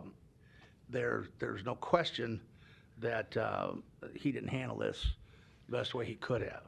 The officer told him perfectly, "You're making this is turning into a big thing. It shouldn't have." The problem I have with the resolution going forward and and so on is that this is really a departure, going right to a revocation hearing. The first we knew of it was Thursday. Going right to a revocation hearing is a huge departure from the city's past practices. I represented a lot of licensees over the years, way too many years that I care to remember. And the city's been wonderful always about working with us, talking to us, and try to see if there's some way to rehabilitate someone. Here you have a licensee who's been at this location, has other locations as well, but he's been in business for 9 years with no liquor violations. So you've got to look a little bit at the whole body of work of this particular person. Here, he was, but the other funny thing about this, ironic part about it is, there's really no question that we served the minors that evening. We don't need the videotape to prove that. We admit that. So that's kind of the ironic part of this whole thing. But the other thing is this matter has been referred to the Douglas County Attorney's Office. They are examining it for possible tampering with evidence and so on. That has led to our IT person having an attorney who's advised him not to talk to the police. That has, Mr. McMahon has a criminal attorney who's advised him not to talk at this hearing. We have other two people who have represented, so our hands are tied behind our back. Mr. Wiesen's a lot more nimble than I am to begin with. When you tie my hands behind my back, it's pretty hard to represent this situation. But my point is that this is going too fast. I think we ought to slow this train down a little bit. We would love to be in a position where you would take some time, maybe place this matter on file, or do something other to delay it. Allow us to work with the liquor committee, and based on the evidence you have, I understand how we got here. This is egregious, and it didn't have to be. But if we could have some time, I believe we could try to number one, try to rehabilitate Mr. McMahon with law enforcement, which he shattered that relationship, which is very sad to see. One of the things I pride myself on always is instructing clients to absolutely unequivocally follow the police. Should he have turned over any video evidence he had? Now there's a possibility that it wasn't even existing then, but we don't know now. So, and there are things we could bring in and counter some of the things that were said here. But again, I can't bring them in because I don't have any witnesses. That's why this procedure, in my view, at this point is grossly unfair. And mostly it's premature. I guess the other thing I talked briefly about, there's kind of an epidemic in this country. Minors drinking. We have evidence that these minors did have ID. We have some evidence that they were carded. That's a difference of opinion. I wish we had the tape to prove that. And again, I always tell my clients, preserve the tape. 95% of the time, it helps the licensee. But the minor issue is something we could work on. That's something I'd love to work on with the liquor committee. There are some things in Nebraska law, defenses. The miner's book, things like that. That is something maybe the industry, we could kind of round up and do maybe some really good could come of this. But at the present time, what's your step forward?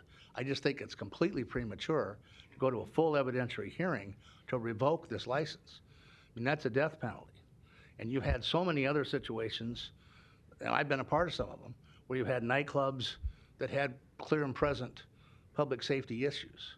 I don't think there's any clear and present safety issue here. There may be an allegation or that Mr. McMahon is not fit to have a license, and he's got a couple criminal, one potential and one other one going on. I think we should sit back, let the dust settle, and let that play out a little bit. I thought he was going to be in front of the Liquor Commission on this matter in June. I'm now informed it's probably going to be July. So I had bad information on that. But,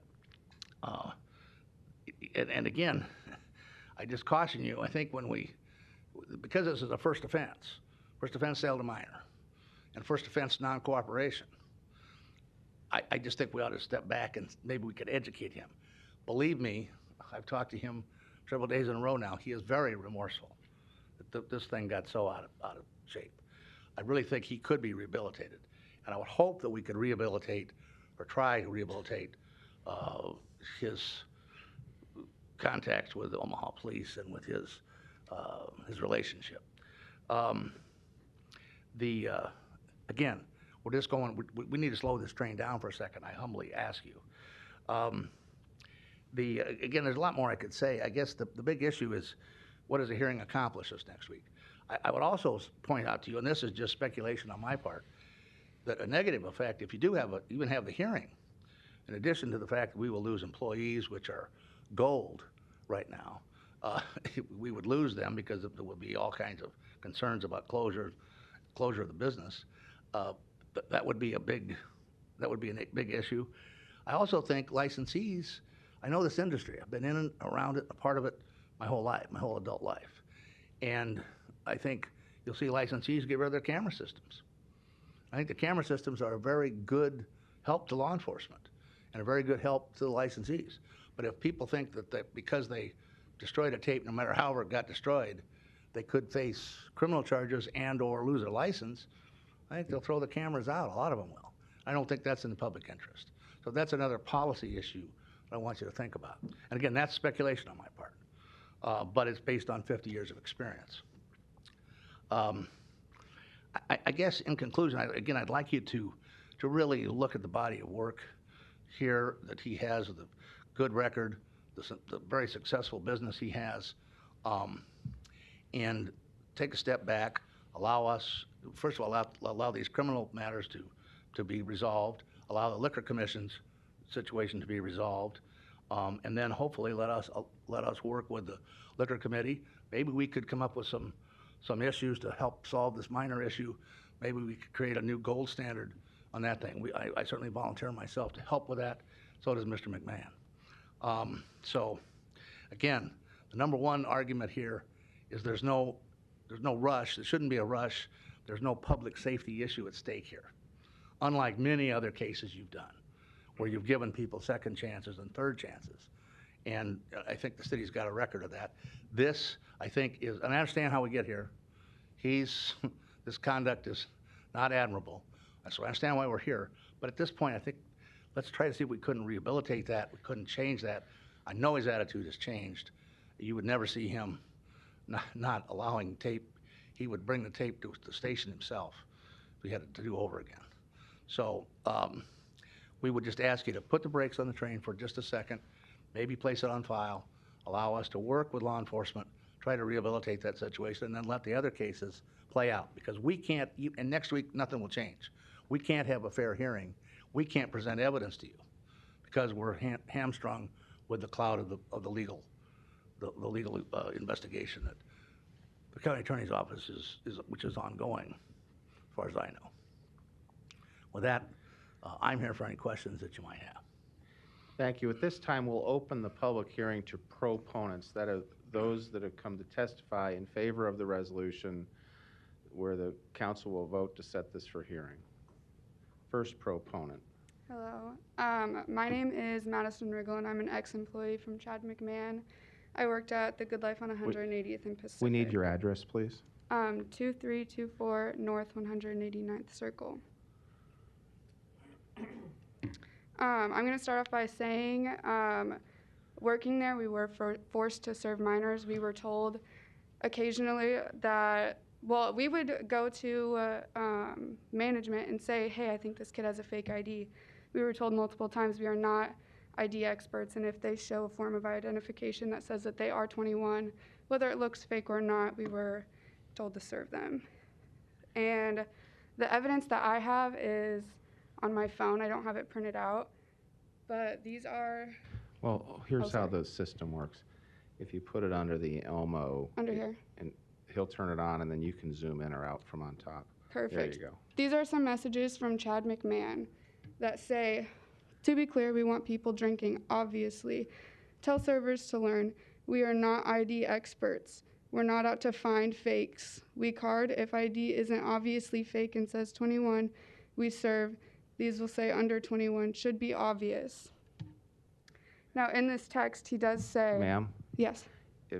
Because of the way you presented that, it's not yet in the record. If you sorry. wish, Yes. you have to text that to the city clerk's office. Okay. So you can, after you testify, you can step over here and see how you can forward an email, but continue with your testimony.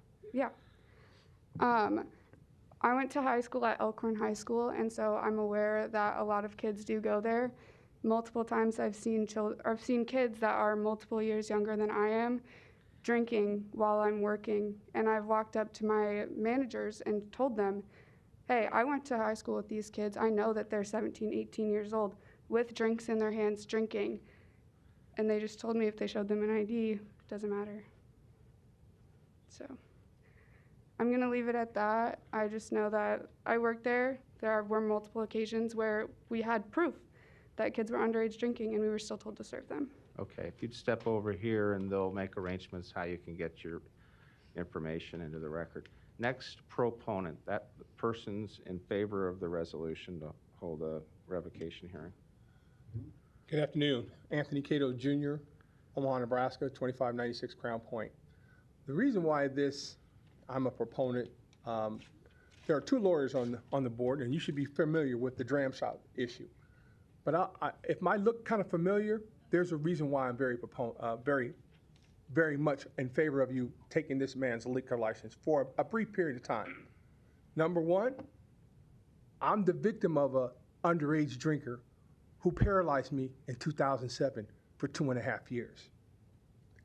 And under that law, the liquor establishment wasn't punished. It was Mustang Sally's. They were doing 120 miles an hour to hit me at 52nd and Ames.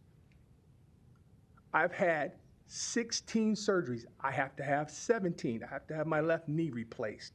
I know Mike Kelly. He's a very good man. I'm sure Mr. McMahon is a very good man. I also know that one of his investors is one of my alumni. When I played at the University of Nebraska, Chad Kelsey was playing at the University of Nebraska. But the bottom line is the taxpayers are innocent victims as well as the victims that these teens hit. And it costs you a great deal of money to take care of me to this very day. We cannot have an establishment taking money out of the pockets of citizens to make a buck. I struggle with this because I like the good life. I've been here. They have excellent food. You have excellent food, sir. You've had excellent service there. But I also know you have kids there. I've seen them there. Taco Tuesday night, Saturday during football games, sometimes even during some of the basketball games for Creighton and Nebraska. But the bottom line is, how much money is it going to take to make you understand you've got to be a better steward of your business? It's not his fault that this service didn't do the right thing on Christmas Day. It's his fault because he didn't train them properly. It's his fault that those kids who had home training tried to make a bad decision or a bad choice to go out and have a good time and think they could get away with it and party and drink. But there's a funny thing. We tried that once. It's called prohibition. How'd that work out for us? It didn't. Never has. And it never will. Drinking's always going to be a problem. It's the culture we know. It's the people we associate with. But the bottom line is, how much money is he going to lose? He's got one establishment? No, he's got 4, about to open a 5th in Gretna. If you're talking about lost wages, what about all the wages you're losing to pay for my medical care? $4.9 million and counting, because I'm on disability. You, as a citizen of Nebraska, you as a citizen of Omaha, pay for that. How much is he going to keep making if you let him have his liquor license for 6 months, 30 days? He won't understand. I've got to be a better steward of how I train my employees and expect them to act. And if I don't, either the state's going to get me under the dram shot rule signed by Governor Dave Heineman, and I was there when he signed it, in a wheelchair, saying we've got to be better stewards. That's all this is about. Mike Kelly has represented a lot of people that I know and helped work with him under similar issues. Mr. Gray has been present. He's been on the board for 12 years. He should know. It happens a lot in North Omaha. But the bottom line is money, cost. Yes, he made a bad choice, and he could have been a better steward, and I don't believe you ruined your reputation with these Omaha police officers. But if you don't make a difference now and set an example for every bar owner in the city, from Dundee, Old Market, Benson, North Omaha, South Omaha, Southwest Omaha, when will you do it? Because this is the time. Because I'm telling you, being on disability sucks. Having 16 surgeries, 2 titanium rods, 43 screws, going to a chiropractor, neurosurgeon, orthopedic surgeon every other day or every other week or every other month for years is no life. All the King's horsemen, all the King's men can't bring me back together again. I'll never be able to play basketball again. I know that. I know it's going to come sometime, but I didn't want it to come that night when those 4 teenagers who would drink at Mustang Sally's hit me. I remember the city attorney, Marty Carnboy, said, you know what? It's a damn shame that happened to you. I'm going to tell you this. It can happen to anybody sitting up there, any back here in the gallery. Pay attention. Make him become a better steward. You punish him by saying, we're going to take some financial responsibility and make you lose your license. You're not going to lose your food license. You're going to be a better steward. You're going to be making better decisions. You're going to do better training. And maybe what Mike Kelly suggested, we might be able to get some teenagers to pay attention and not go in and do some stupid stuff. We've all made bad choices, all of us, in our lifetime. This is not the time to relax those standards for everybody. You talked about it earlier in the mayor's resolution of equality and diversity and justice for all. Prove it. Thank you. Thank you. Are there any other proponents wishing to be heard on this item? Hello. My name is Sabrina M. McCarthy, 18305 Mason Street, Omaha. I once was an employee at Good Life from March 2019 to August 2019. My sister's name is Stephanie Gross, who is in a current lawsuit represented by Justin High at High & Yuns. Because of her lawsuit, I am not able to speak freely on things that I have seen or heard. I can, however, say that the video evidence that was subpoenaed that night of her case also had gone missing after requested, making this into a big thing that shouldn't have. My sister was in the accident that happened on the patio at Good Life, leaving her disfigured for the rest of her life last May. Again, making this into a big thing that shouldn't have. Thank you. Are there any other proponents wishing to be heard?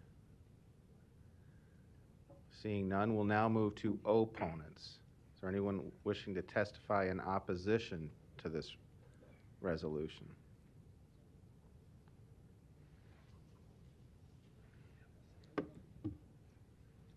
Brenda Vicario, 5402 South 191st Avenue. I started a year ago at the Good Life on 180th and Pacific. I'm currently the daytime manager at the Good Life in Papillion. I will say that I was that young lady's manager for a time when she did work at the Good Life. She does no longer work at the Good Life.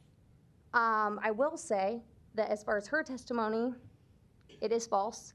I, as a manager, my other fellow managers, would never tell anyone to serve a minor. I have 4 kids of my own. I have a 13-year-old. We would never tell any child that worked for us that's young to serve any of their friends. We would never do that. On top of that, she was let go. I sent her home one morning. She was on drugs, and I sent her home, took over her tables, and she was not allowed back from that moment. I will also say that I was the other young lady's manager. She continued to work at the Good Life for many months after her sister's case. She only left because she found a better opportunity. She left on very good terms. I will say that the Good Life prides itself on being one of the best in its class. To achieve this, each of us individually, as managers and servers, we withhold high standards. We expect our servers to hold these same standards. That includes making sure that we follow the rules set by Chad, the laws of the city, and the health department, etc. We as managers send out constant reminders in the same group chat that she showed to remind our bartenders and our servers that we card everyone. That is our policy. If they have any questions, we tell them, you come get a manager, and we will take it over from there. I've never witnessed anyone at any of our locations not following that protocol. They're reminded all the time, in person and in the group chat. We have in the past and present had this policy, and we'll continue to have this policy in the future. Thank you. Thank you. Are there any other opponents wishing to testify?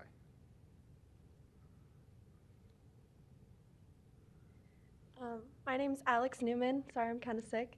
9123 Meadow Drive. I've been a server at the Good Life at the 180th Pacific location since August. Worked my way up to one of the head servers. I do all the training with all of them now too. Ever since I've started, we've always ID'd, always carded everyone. If I've ever had an ID that looked kind of suspicious and I wasn't sure, I've grabbed a manager, they've come to the table, re-ID'd everyone at the table. We've had countless group chats talking about how to properly ID people, that if we do have any questions, we are more than welcome to come to management.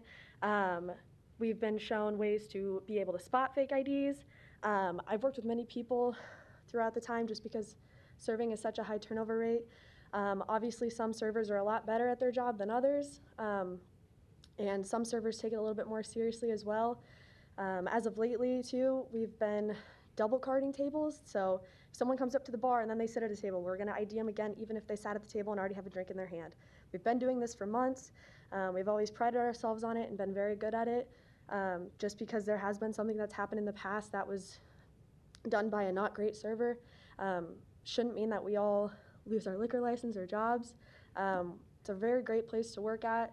I know there's rumors and stuff going around, but we've always done a great job there. And Chad's always been good about sending text messages in the group chat, telling us what we need to work on, things we need to do, what we need to pride ourselves in. And with the ID thing going forward, like, we've double checked even at other servers' tables. So if I have someone who has been drinking at another table and they come to my table, I'm IDing them just because I personally haven't served them yet. And that's how we've all been working. So I just wanted to put that out there and say that that's how we've been doing it. Thank you. Are there any other opponents wishing to testify? Hi, Kimberly Osborne, 1137 West 6th Street, Papillion. I am currently the general manager of the location, the Good Life Sports Bar and Grill in Papillion. I'm going to make this short and sweet. I've worked for Chad McMahon for 6 years. Of those 6 years, I've been managing for him for 5.5 of those years. General manager for the last 4.5 of those years. Been doing this for 14 years, running restaurants, running bars. We do not and have not ever supported serving any minor. We have scheduled meetings. We threw it in group chat every day, every single day. If I find out that any of you ever want to serve a minor, you will be immediately fired. We will not put up with it. It is not worth it for me. It is not worth it for him. It is not worth it for any of the managers that we work with. We do not support it. We will not support it. We don't benefit from it. Why would we want them to come in? We don't want that. We want families. We want older. We want people in their 30s, 40s, 50s, 60s. We don't want the 21-year-olds, the under 21-year-olds. We don't benefit from serving anyone underage. We ID anyone that looks under the age of 40. I am very passionate about my job. I make sure myself and as well as my employees are going above and beyond to do our jobs at the best of our ability. That includes making sure we are not serving anyone underage. I've worked for Chad McMahon. I'm going to tell you, he's a great guy. He is very, very well known. Everybody knows who he is. 9 years. He is, if not the busiest bar in Omaha. He knows what he's doing. Why would he put his business at stake to allow to serve an underage? Yes, we are not ID experts. I have 65 staff members currently working for me. Of the almost 3 years we've been in Papillion, I've had 65. Those age range between 19 and 23 years old. These are servers that are 19 years old to 23 years old. Yes, you have to teach them. Yes, you have to constantly stay on them. We give them training. We teach them. We tell them what to look for. If they are not comfortable, grab me. I've been doing this for 14 years. Preston's another manager. Grab him. He's been doing this for 12 years. Brenda, she's been in the industry. We don't allow it, and I don't think it's fair to say that we are willingly allow this to happen. We don't benefit from it. Chad is a stand-up guy. He takes care of us. He makes sure we're taken care of. If we ever need anything, we call Chad. Hey, yes, we have a lot of employees. We have 3 locations plus the other location that's a little bit smaller. Why would we want to impact any of us? You know, we make amazing money. These servers, this is their livelihood. This is my livelihood. I've put 6 years of my life to this man to make sure these businesses are running the way that they're supposed to run. I would never, ever want to jeopardize that by allowing a server or a bartender or anyone to serve anyone underage, ever. Yeah, been with him for 6 years. It's not what we do. It's not what we promote. We do not do it. But that's all I have to say. Thank you. Are there any other opponents?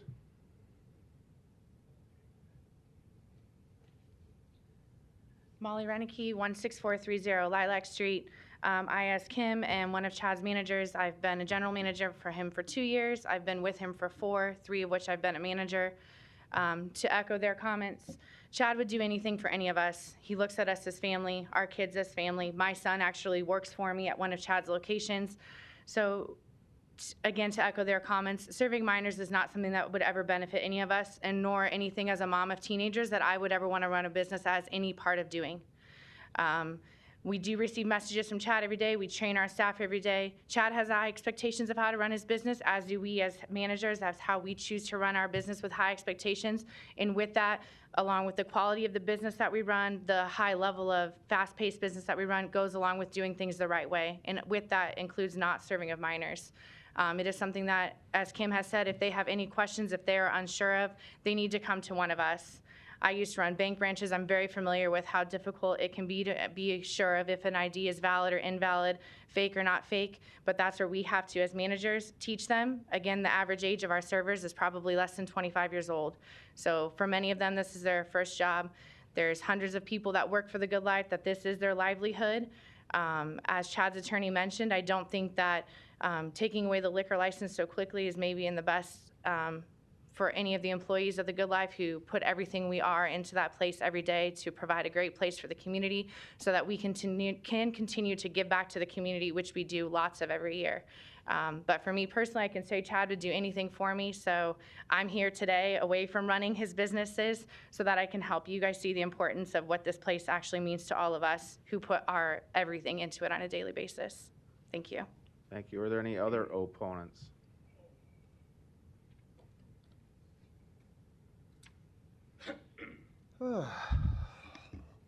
Good afternoon. My name is Dave Schillinglaw. I'm the marketing and brand manager for the Good Life Sports Bars and Grill. I've been working for the Good Life full-time since 2018, and for 3 years prior to that as their social media manager. I retired from teaching in 2018 after 29 years as a public school teacher with Bellevue Public Schools. One of the things that I've found out after working on a daily basis with our managers is that we're more than a sports bar. I mean, we're part of the communities that we're in, and the last thing we would ever do is to serve to a minor, purposely or unpurposely. It just doesn't happen. It's not part of our karma. We don't do it. This instance, obviously, underage drinkers got served. I'd like to tell you a few things that we do in the community that mean a lot to us. In Papillion, we created an outstanding teacher recognition program where they selected an outstanding elementary teacher every month, and Mr. McMahon and Kim, our general manager, and Molly, and our current spokesperson, Chris Kelsey, former Husker, we'd show up unannounced to a teacher's room, make a presentation, give the kids a bunch of swag, and make that teacher's day. We've been doing that for 3 years in Papillion now. Just about a month or so ago, Chad has I think a cousin named Ben who came down with a rare form of cancer. He's an Omaha Scott student.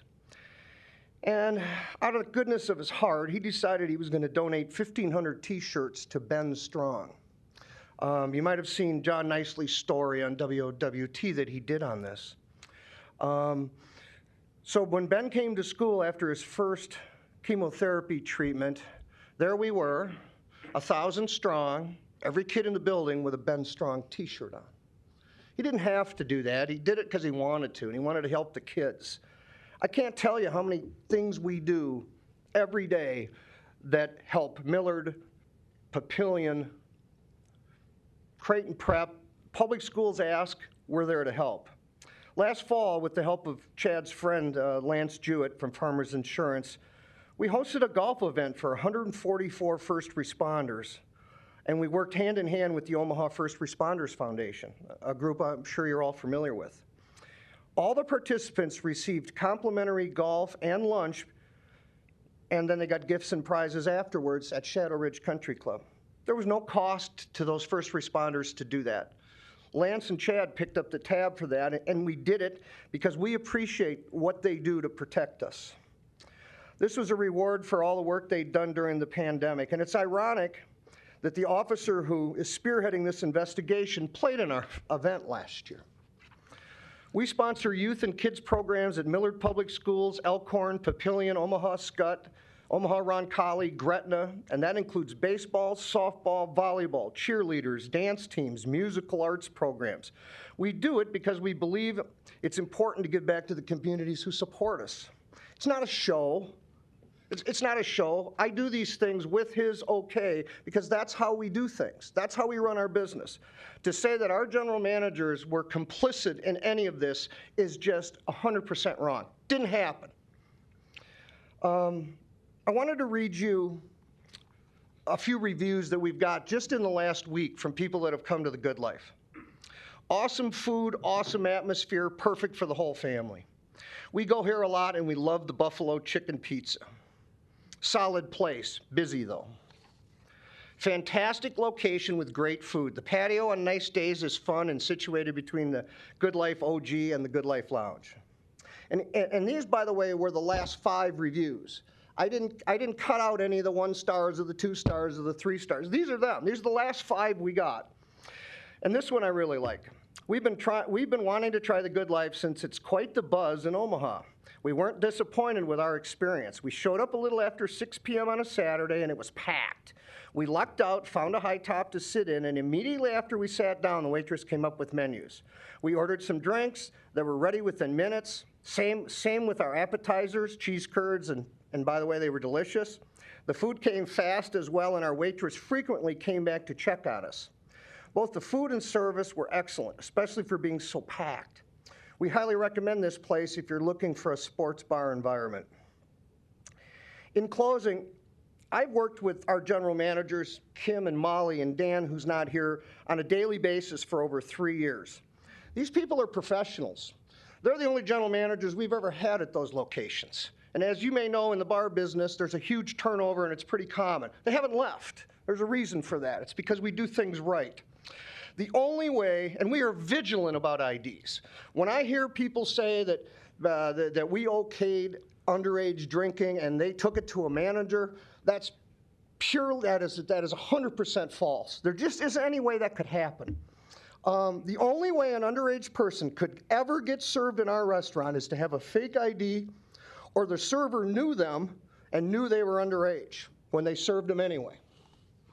The server, in this case, is a 21-year-old female who will tell you that she checked their IDs. It's her word against an underage drinker who had written on his Facebook page earlier on Christmas Day, I quote, "Unpopular opinion, blank Christmas." And that word starts with an F. Then he had a bunch of his friends chime in on that post to ask him if he was okay and what was going on and so forth.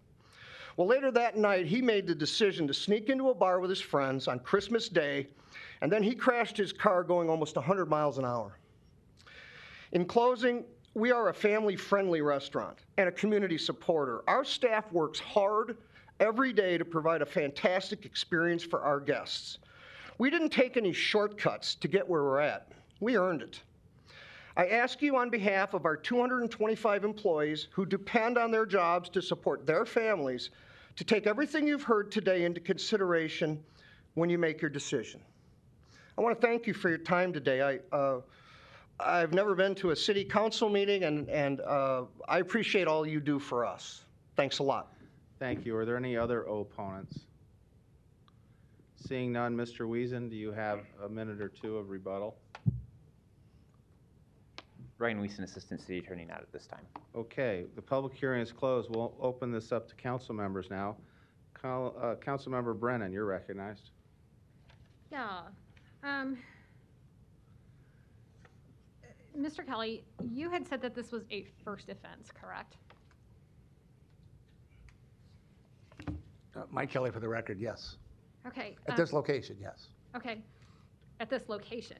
Yes. So there have been offenses at other locations? There has been one in the Papillion location, a failed compliance check about 2 years ago. Okay. I'm wondering how many offenses it takes for someone to get into a car accident and potentially die. I'm pardon, how many offenses? Yeah, how many offenses does it take for a minor to get into a car accident? Oh, no, it's terrible. I mean, it's Yes. awful. We're not, nobody's poo-pooing that. That's, No, it's the fact that they were horrible. served is a very bad situation. Correct. That's why I talked about I'd like to work with people to try to work on this epidemic. A lot of people, 18, 19, 20, don't believe in the current law, and they violate it willfully all the time. That we need to work toward changing that. Without question, that you know, there is fault on the part of the minor who went into the bar, but he's a minor, and that's all I have for you, sirs. But I keep hearing from people who are opponents of the hearing, we don't serve to minors. That just doesn't happen. We do things right. I'm sorry, but clearly, that is not the case. I have kids in college, and I was pretty horrified when I heard about this happening so close to my district, and this just absolutely cannot happen. We can't allow this to happen again. So those are my remarks for today. Thank you. Thank you, Councilmember Brennan. Councilmember Festerson, you're recognized. Thanks, Mr. President. I agree these are very serious charges and infractions, and I thought Mr. Wiesen gave a thorough presentation of why it is concerning. I'm not on the liquor committee, so I feel like I might be catching up here on some facts, and I feel like there's a lot to unpack here. So, Mr. Wiesen, if I could have you approach. Your name? Ryan Wiesen, Assistant City Attorney. Thank you. So there doesn't seem to be anyone contesting there was a sale to minor in this instance. Can you tell me, and I know we take that very seriously here at the City Council, for example, someone who might be applying for a new license, if they can't demonstrate they have corrected that situation or have gone through some conditions like training their staff and haven't had a second offense, it's pretty unlikely they would get a license. Tell me, in a case like this with a current license owner, when there is a sale to a minor and when that is proven to be true, what would be a typical punishment or a censure in that case from the city? From the city, generally it would be referred to the Liquor Control Commission. And if it were only only detailing a sale to a minor. Let's say a minor, they were doing compliance checks and a minor went into a convenience store and purchased a can of beer and that was it. There were no other extenuating factors, no other allegations of wrongdoing or extenuating circumstances that would heighten the severity of the incident. Typically, the commission would impose likely a fine or a small suspension in that case. But that's different than the facts that we have presented here. Mm-hmm. And so that would typically go straight to the Liquor Commission and could include a fine or even temporary suspension, right? That's correct. Or even revocation. In theory, it could. I do not know if it would be likely for the Nebraska Liquor Control Commission to impose revocation if the only allegation was just a simple sale to a minor without any other allegations or extenuating circumstances on top of it. But Okay. in theory, state statute and case law does allow them to do that. Okay. And then the applicant's representation, I think accurately then suggests that this is a bit unusual to be at this stage before the city council with this resolution, just based on a sale to minor. But I think what you're saying is we're at this point, not just because of that, but because of the charges around potential obstruction of justice. Is that accurate to say? I think that would be accurate. The criminal process can take months, sometimes years, and the question now is how long do we want to allow the license to operate with these allegations? The Liquor Control Act states that classes of persons to whom no license shall be issued is under 53-125, and it includes a person who is not of good character and reputation in the community in which he or she resides. The Nebraska Supreme Court interpreted that provision in a case in 1973, and with respect to the phrase not of good character, they said that the phrase not of good character concerning eligibility for a license under the Nebraska Liquor Control Act imports lack of good faith or honesty of purpose. And so the question here is, was there good faith, was there honesty of purpose in Mr. McMahon's actions? And I think the evidence in the reports indicates an attempt to interfere and impede and obstruct an investigation and an attempt to possibly destroy evidence as well. Okay. Evidence related to a liquor violation. Okay. And so that's why we're at this point here today. And if this resolution was approved, it leads to it, as you say, this doesn't revoke the license. It leads to an evidentiary hearing that would happen presumably next week. That's correct. And even if that was approved, that still goes to the Liquor Commission, and they're the ultimate arbitrators of what would occur. That's correct. If the council were to vote to revoke the license, that revocation would be subject to appeal to the Liquor Control Commission. The Liquor Control Commission would then, if an appeal was taken, the Liquor Control Commission would determine the issue, and then the license holder could seek further review from the District Court in Lancaster County, the Nebraska Court of Appeals, and the Nebraska Supreme Court, assuming that all those steps were followed. And having dealt with some of these before, that can take months, in my experience. That's true. So then tell me about this parallel track and the notion of, well, what if we didn't have that hearing yet? And what if they allowed the other, I guess, parallel tracks of this issue to play out, which sounds like are before the Douglas County attorney in terms of potential criminal charges and or the Liquor Commission proceedings that have been noted for July? That's correct. The council could take no action on this resolution at that time. It wouldn't necessarily preclude the council from taking action at a future time, but as the passage of time keeps growing, it gets harder and harder to make the case that the license holder, that this is an important action to take, and that the person is not of good character or fitness if they are essentially able to continue going without further violations. Essentially, you would be punting to the Douglas County Attorney's Office or the Nebraska Liquor Control Commission if the license holder is convicted of a felony, either in Sarpy County, or if charges are eventually brought in Douglas County, then persons convicted of felonies in Nebraska are automatically ineligible for liquor control licenses, and so the license would be revoked. Additionally, you could wait and see what the Nebraska Liquor Control Commission does and what sanctions they impose. And that was one of the points I was driving towards with that line of questioning, is that if one was found guilty and one had a felony, that's it, no more liquor license, right? That is correct. Do we have any idea the timing of the Douglas County Attorney's process? I do not have knowledge on that. Okay. And then maybe one last question for now, and I see others have lights on.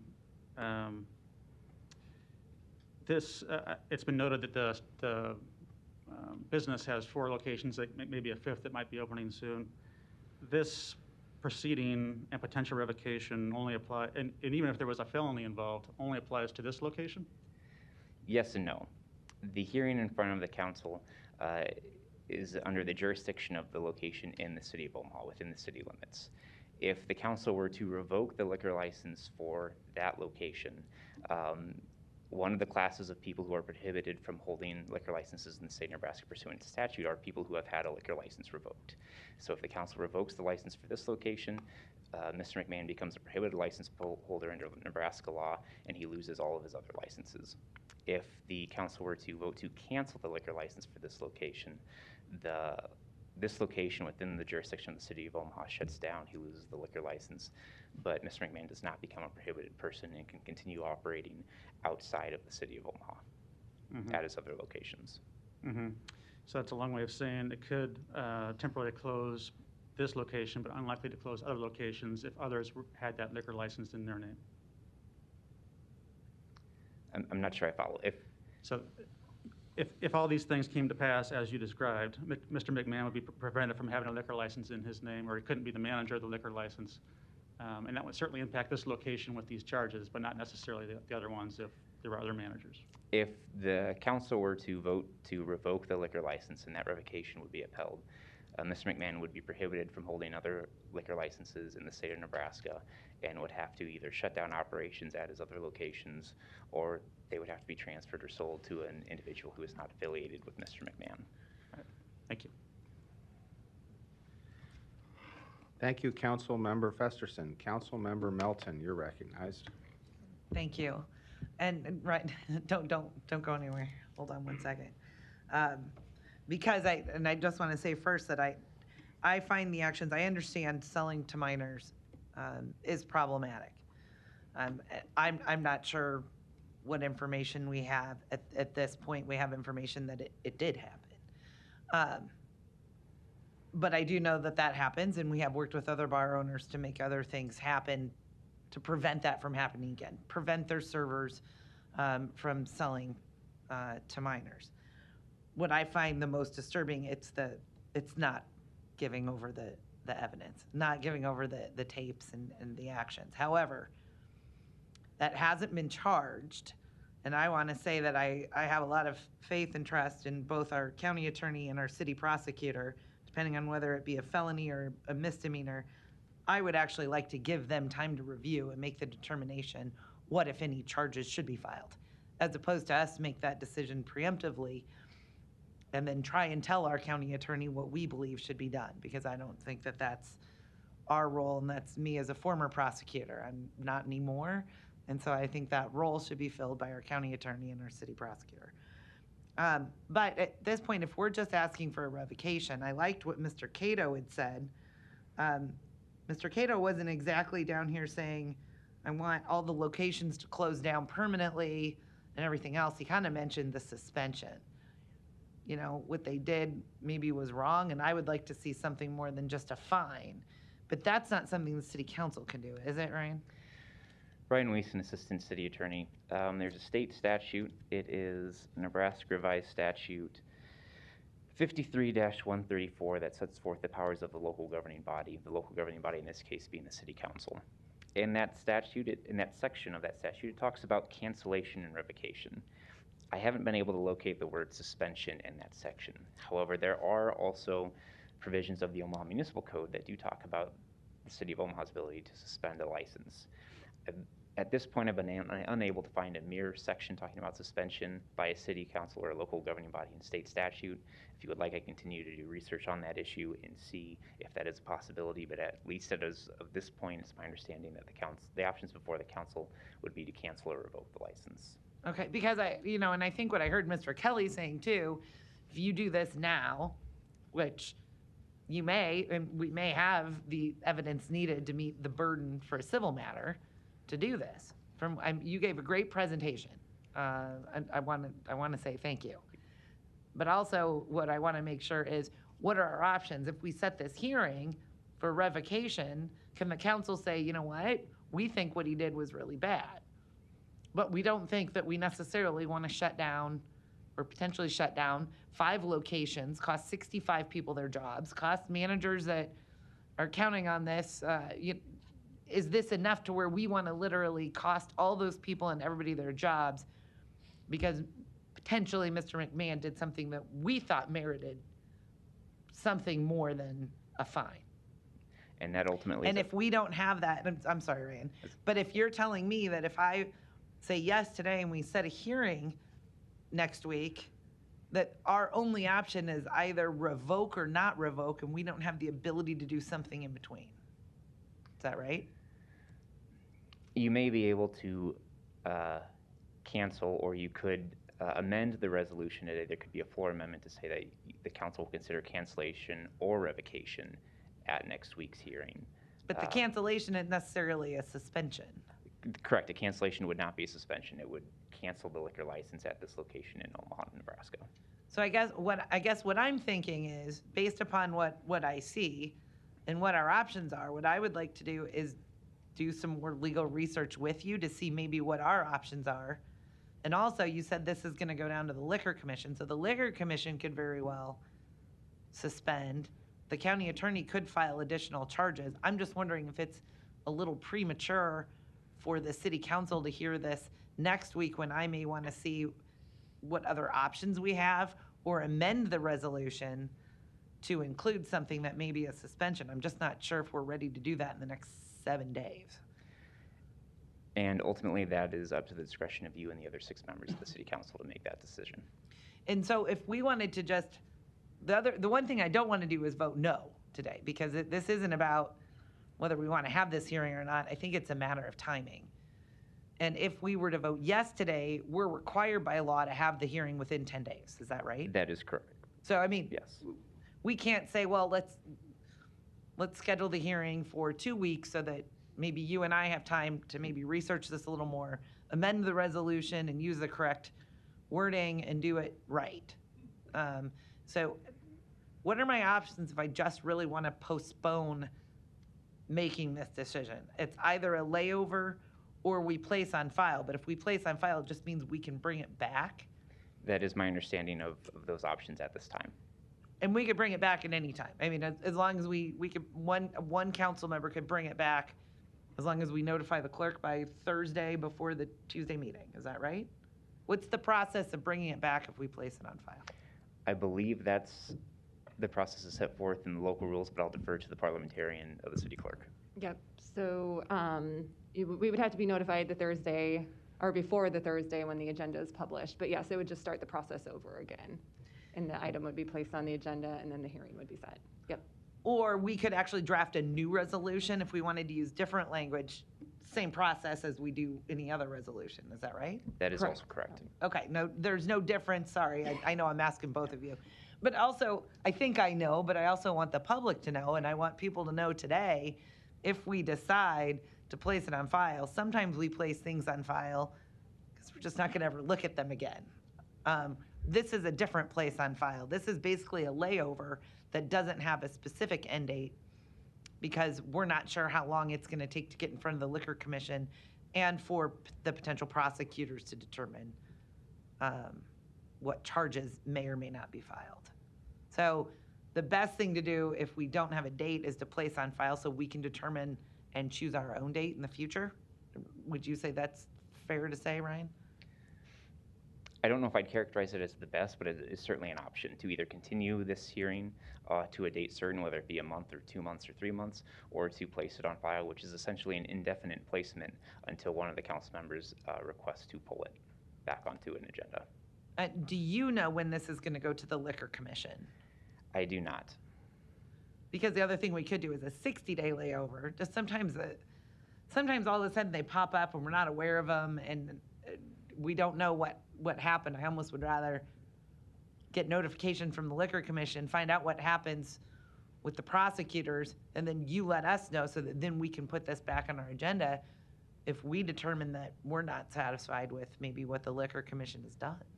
I don't believe that there is a process in place for the Liquor Commission to notify me or the city when these things are placed on an agenda if there's not an affirmative action of the local governing body to send it down there. I think they just adjudicate the matter on their own, and it would be us to go onto their website. But I'm and fairly see. certain if we called Mr. Roop that he would probably call us if we asked him to. I'm sure that And would be I the bet case. Mr. Kelly would actually notify us as soon as he came back to let us know what the Liquor Commission did. Correct, Mr. Kelly?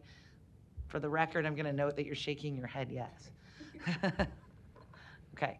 I mean, because I do think that those things are important. But when it goes to the Liquor Commission, what's the Liquor Commission actually reviewing? If they're not going to be on the revocation, are they just reviewing the sale to the liquor of minor? It would depend upon what the Nebraska State Patrol investigators present to them. They may only present to them the issues of the sale to a minor. They could present issues related to the ability of law enforcement to fully inspect the premises being the video recording equipment, and whether or not there are additional violations of law that affect the license holder's character and fitness. Again, ultimately, it's up for what the investigators or the head of the commission, Mr. Roop, presents to the commission as a charge, and I don't have any involvement into that. But don't the Omaha police officers, I mean, they have a working relationship, especially with a case like this where Omaha police investigated. Couldn't our investigating officers contact Nebraska State Patrol to make sure that they know that there's additional issues in the case? I believe that there would be an ability for our officers to contact the Nebraska State Patrol, but again, there's no way for us to force charges to be brought out of the commission that I'm aware of, or to place specific charges on an agenda absent the process set forth in statute of the local governing body taking action against the license, such as a cancellation or revocation, and then that being appealed to the commission. Okay, so I just want to be clear. So if in July, the Nebraska State Patrol doesn't present in any of the evidence or enough evidence, or maybe the evidence that our police officers have, and then just nothing happens at the liquor control in July, this council can immediately following bring it back up and have this revocation. We can bring it back up, vote, and have this revocation hearing. Then it'll get sent back down. That would be true if the revocation was approved and if that revocation is appealed to the commission. Correct. So we could do that in July if I believe so. If we don't find that maybe what happens in the July hearing is satisfactory to the citizens of Omaha, basically. I believe so. Okay. Thank you. I have nothing further. Thank you, Councilmember Melton. Councilmember Harding, you're recognized. Thank you, Mr. President.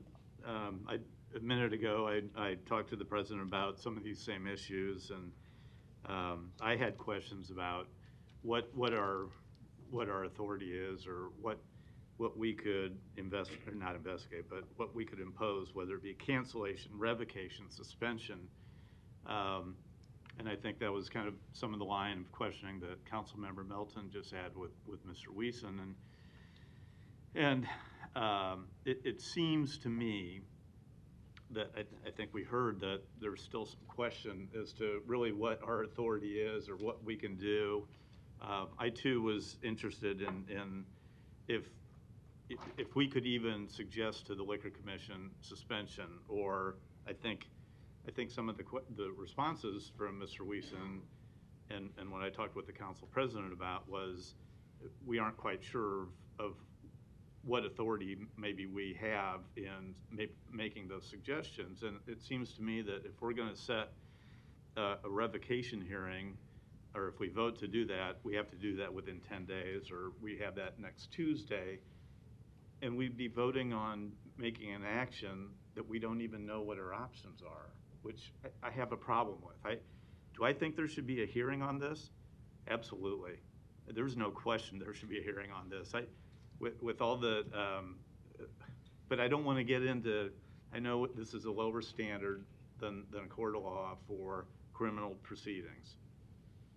And I wholly think that those, and I hope I know the county is looking at that very seriously. And I think it would be in our best interest maybe to let some of those issues play out, see what the Liquor Commission does. And I was going to ask the same question here, is that regardless of what the Liquor Commission may do in July, if that is in fact when they take this up, we still have the ability to take further action past that based upon the evidence that's been presented here today, or what may or may not come out of any criminal proceedings. So, look, serving to underage people is obviously unacceptable. But we have, there are instances, as we've all seen, where we have worked with those establishments to be better at doing their job if there's that lapse. I certainly hope this is not a, I hope it's a one-off, and it's not something that happens with any degree of frequency, because if it does happen with any degree of frequency, I have no sympathy for you, Mr. McMahon, in your business. And I feel for the 250 employees system-wide, but you're the one putting their livelihoods in jeopardy. So when this comes back to us, if it's laid over today, and after any criminal proceedings are resolved, and whatever happens at the Liquor Commission, I will have no sympathy for you. And I feel very sorry for the families who rely on the incomes of those people working at your establishments, but no sympathy. Thank you, Council Member Harding. Vice President Palermo, you're recognized.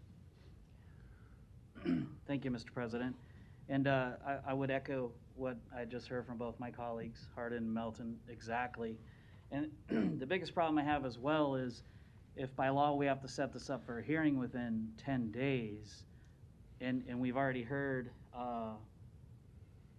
that we have parties that we would ask, like Mr. McMahon, questions, and he's not able to answer them due to pending legal ramifications that could happen, we can't actually make a good decision on this. And we're certainly not taking it lightly. We've had some good testimony on both sides. I talk with my colleagues a lot. I'm not sure if any of them have ever been in the bar business, but I have. So I've served on customers during college. And, I know we heard from both sides that we don't serve minors, but I've been there. And maybe you don't serve minors, and maybe that's not what you tell your employees to do. But in this particular case, minors were actually served, and they were served by somebody, according to the police report, that either had a relationship or lived with these people. So it does happen. And if you have 220 employees, and they can serve 6 people at a time that are minors, do the math of how many minors could be driving home intoxicated. So it does happen.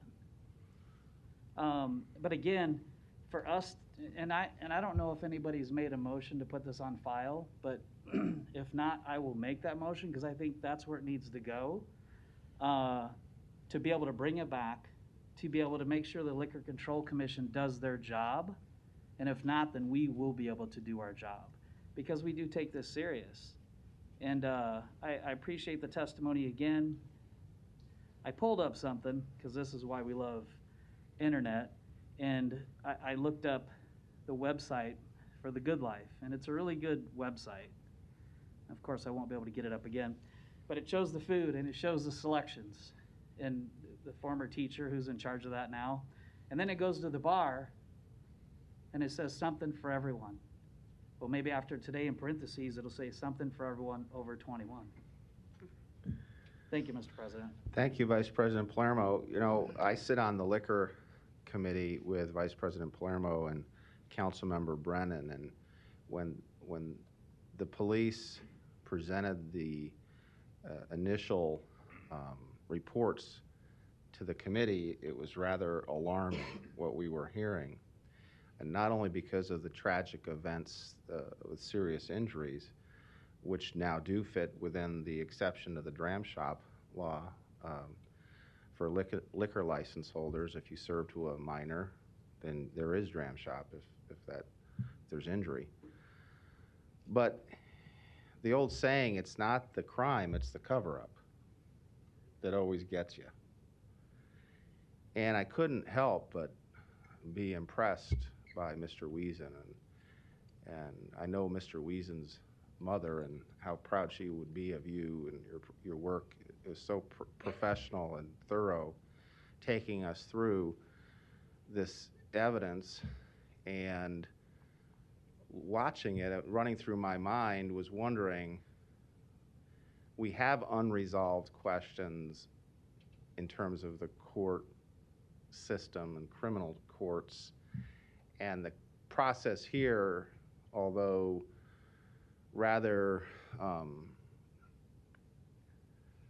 firm in terms of the evidentiary support for your presentation, it would be better, I think, as I sit here, having been one who came in here thinking if I heard what I was going to hear at the committee, I'd probably vote to hold the hearing and revoke. But I think as I hear Mr. Kelly says, well, he's handcuffed as a lawyer to present until the criminal cases get further along, and then wondering, well, what's going to happen on this? Will there be destruction of evidence, witness tampering, or obstruction of justice charges, and is it all felony potential with the county attorney? We have Mr. Wiesen's boss, who's the city prosecutor sitting right behind us, acting city attorney, and I wonder what was going through his mind and whether he intends to charge under a misdemeanor. And if that's the case, we probably ought to wait and see what happens there before we do anything, as you say, Councilmember Harding and Melton and Vice President Palermo. So, Mr. Kuzi, I don't want to put you on the spot, but you heard the presentation and wondered what your intentions are, if you're prepared to share them today. Matt Kuzi, Interim City Attorney. I've had this conversation with the Omaha Police Department. It is my intention that Mr. McMahon is going to be charged based on the video incident with obstruction. I can't speak for what the county attorney may or may not do. Okay. And so basically, we now know that obstruction of justice charges are imminent. And that's a process that it makes sense to me, and probably to Mr. Kuzi, to his prosecutorial team, to allow it to run its course before we take action. Because here's why, as I see it. I thought we were going to come here today and have either Mr. Farrar, the IT guy, or someone say, well, I was asked to delete the video. We don't have that, and we heard why. He's got a lawyer now, but allowing Mr. Kuzi to have his office run the gamut of the prosecutorial efforts of obstruction, whether against Mr. McMahon or Mr. Farrar or anyone else, Mr. McMahon or whoever's charged will have their presumption of innocence unless and until proven guilty, but the city prosecutor process is a rather efficient prosecution to disposition, and it will allow the council relatively soon in the city who are listening to us and watching and so attuned to this case to have an answer sooner rather than later. Regardless of what happens in Lincoln, I've got news for everyone here. If all that the commission is considering at its July hearing is a serve to a minor with a legal rules enforcement process that is called progressive discipline, I don't see that they're going to be revoking any licenses based on a one-time sale to a minor, although it may be enhanced penalties because of the injury to a minor. We'll see. And so I would prefer, and even though I won't be here when it comes back, you all will then have the benefit of the results of at least the city prosecutor's prosecution. So I would support the motion to place on file because it allows the council to bring it back at any time, whereas if we lay it over to a date certain, then the hands of the council are tied in that regard. So, Mr. Kuzi, you heard what I had to say. Do you believe that your prosecutorial efforts would be best served to have us just sit back for a little while to let your office do its thing? No, I think they're independent of each other. I don't think the prosecution of Mr. McMahon for a misdemeanor or a felony would in any way affect the administrative aspect of things that we're talking about. All right. And I respect that opinion. I respectfully disagree for the reasons that Mr. Kelly said. If you want to know what happened, then, you know, he's got to be able to do his job, and he wants to present witnesses and things, and I think people are going to be reluctant to come testify here and be recorded and then worry about what's going to happen next door in the courthouse as to what they testify or what they're cross-examined on. So I think knowing how his office goes about their work and the timeline from charging to disposition that normally happens, at least before COVID, I'm comfortable with placing it on file. So, Councilmember Festerson, I see your light's on. Thanks, Mr. President. And I understand that logic, and I think there is some benefit in terms of process to that, and to having more information before we make a decision. To me, that does make some sense, even though it causes me some mixed emotions. My only thought is, I think there's been a motion to place on file. There hasn't been a second yet, but it appears that's the will of the body at this point. My only thought is, I would prefer a date certain, only because I don't like the message that the on file sends, even though it might give us flexibility to bring it back whenever. I think a date certain sends a message that this isn't over, and we're monitoring this very closely. And if we don't have the additional information we need by that time frame, we could always lay it over again. But I don't think this should just be off the agenda. This should stay on our agenda. If that's something a motion considerer might be willing to suggest, I might be more comfortable with that, whether that's 30 days or what have you. Yeah, if you were looking for my thoughts in response to that, I would defer to Mr. Kuzi in terms of if this would be a jury trial and the timeline for that versus non-jury trial. But I think that it would, under the speedy trial, they'd have to go to 6 months to have it disposed unless there were waivers. But Mr. Kuzi, what's the timeline, and would this be jury or non-jury? And Matt Kuzi, interim city attorney. The process would be, assuming that there is not a felony charged, is that he would get a citation. In 2 months would be his arraignment date. A month after that would be his pretrial date. A month after that would be his trial date, assuming that there are no continuances in between then there would be a trial. If Mr. McMahon was convicted, he could appeal that decision to the district court. If he loses in the district court, he could appeal that to the Court of Appeals and or the Nebraska Supreme Court. So it could be 4 or 5 months, it could be a year.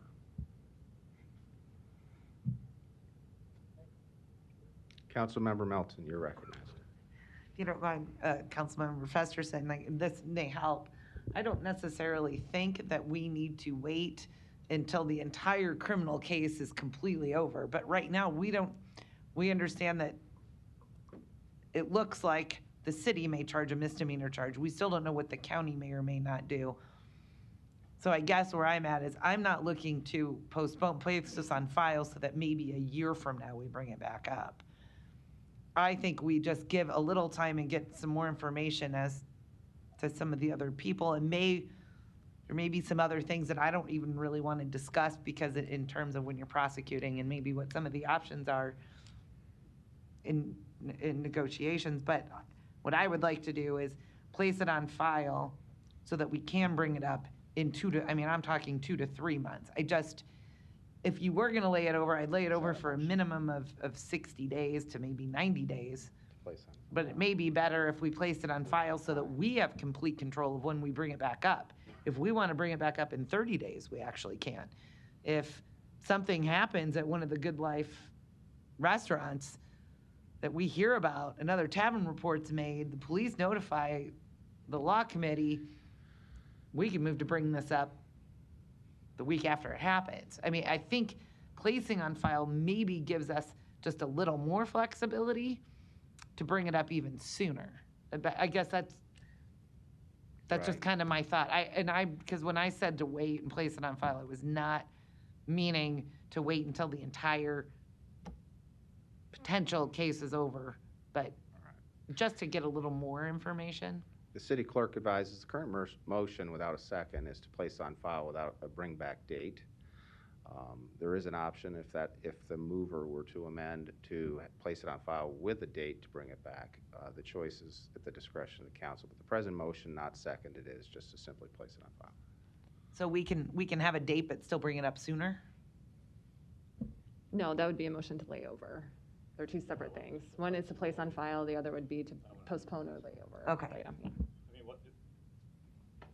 if I could just ask procedurally, then if we make a motion to place on file with the date certain, isn't that just well, it's a laying it layover. over to That's date? a layover. Yeah. So, okay. All right. Thank you, Vice President Palermo. Your light's on. Yeah, thank you, Mr. President. And Councilmember Festerson, you're exactly right. My first thought was to lay it over and give an exact date. And even if we had to backtrack and not have all the information, we could take it out from there. But honestly, look around, the law enforcement, the people in this room, the news, this isn't going away. And we're going to pay attention and see what's going on. Not to mention, we do have a law committee. The law committee will be the first body that sees all this evidence to be the recommending body. And not to mention that the core of this council is coming back. So for the clerk's sake, for law's sake, I think to keep it being placed on file is the correct procedure for this particular issue. So we have a second, and I would just add too that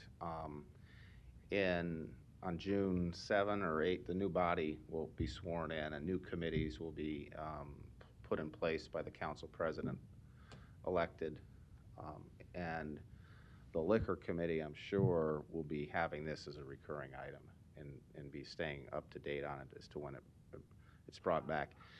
My sense is we're going to learn about what happens in the prosecution in Papillion sooner, and this prosecution to come in Omaha, at least involving Mr. McMahon, maybe others sooner, and that the committee will know sooner, and that this won't fade to, from people's minds. So we have a motion and a second. No further lights. Roll call. Melton. Yes. Palermo. Yes. Brennan. Yes. Festerson. Yes. Gray. Yes. Harding. Yes. Mr. President. Yes. Motion passed 7-0.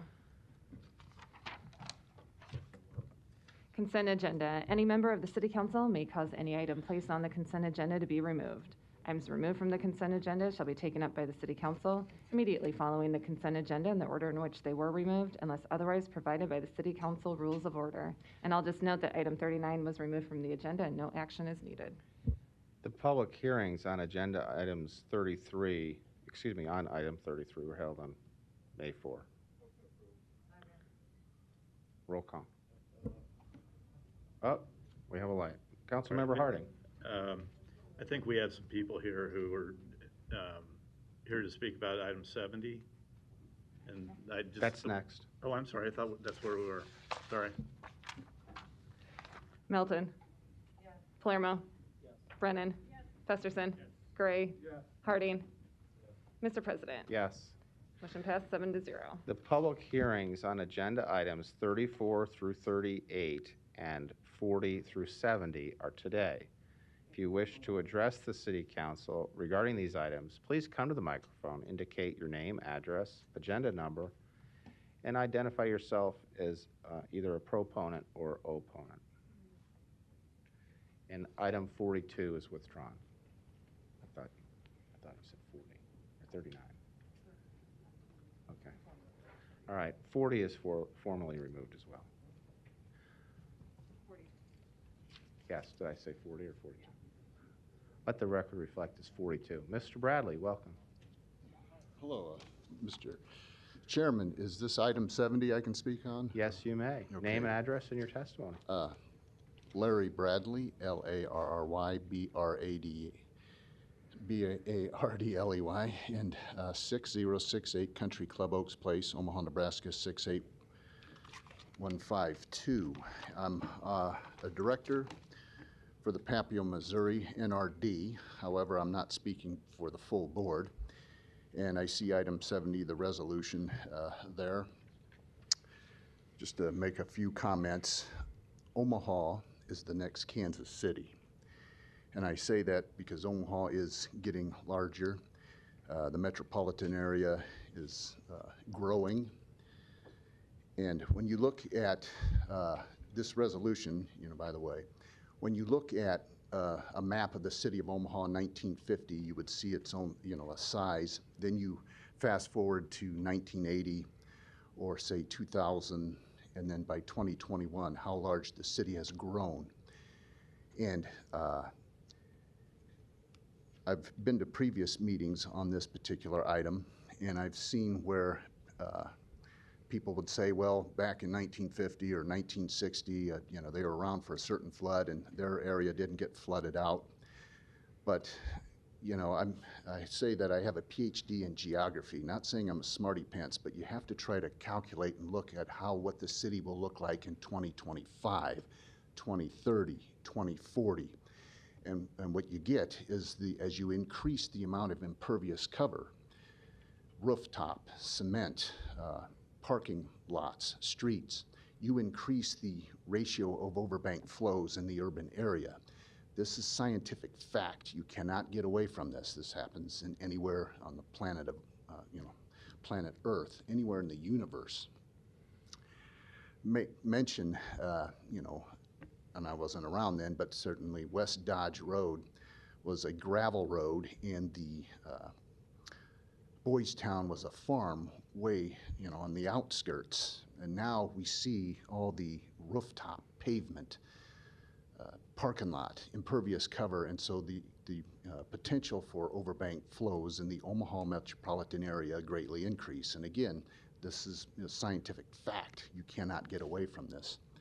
So I would urge this City Council to vote to approve item 70 and make, make note of that and try to imagine, again, how the city of Omaha may look in 2030, 2040, 2050. And that's all I have to say. Thank you. Thank you. Any other proponents on the consent agenda resolutions or opponents?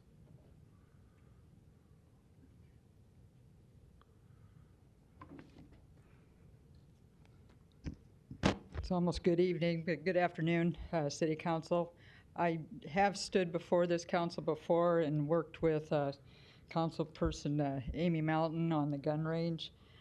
When I came here before, it was also the fact that our dam, Sean Malot's 10404 North 132nd Street, Omaha, Nebraska.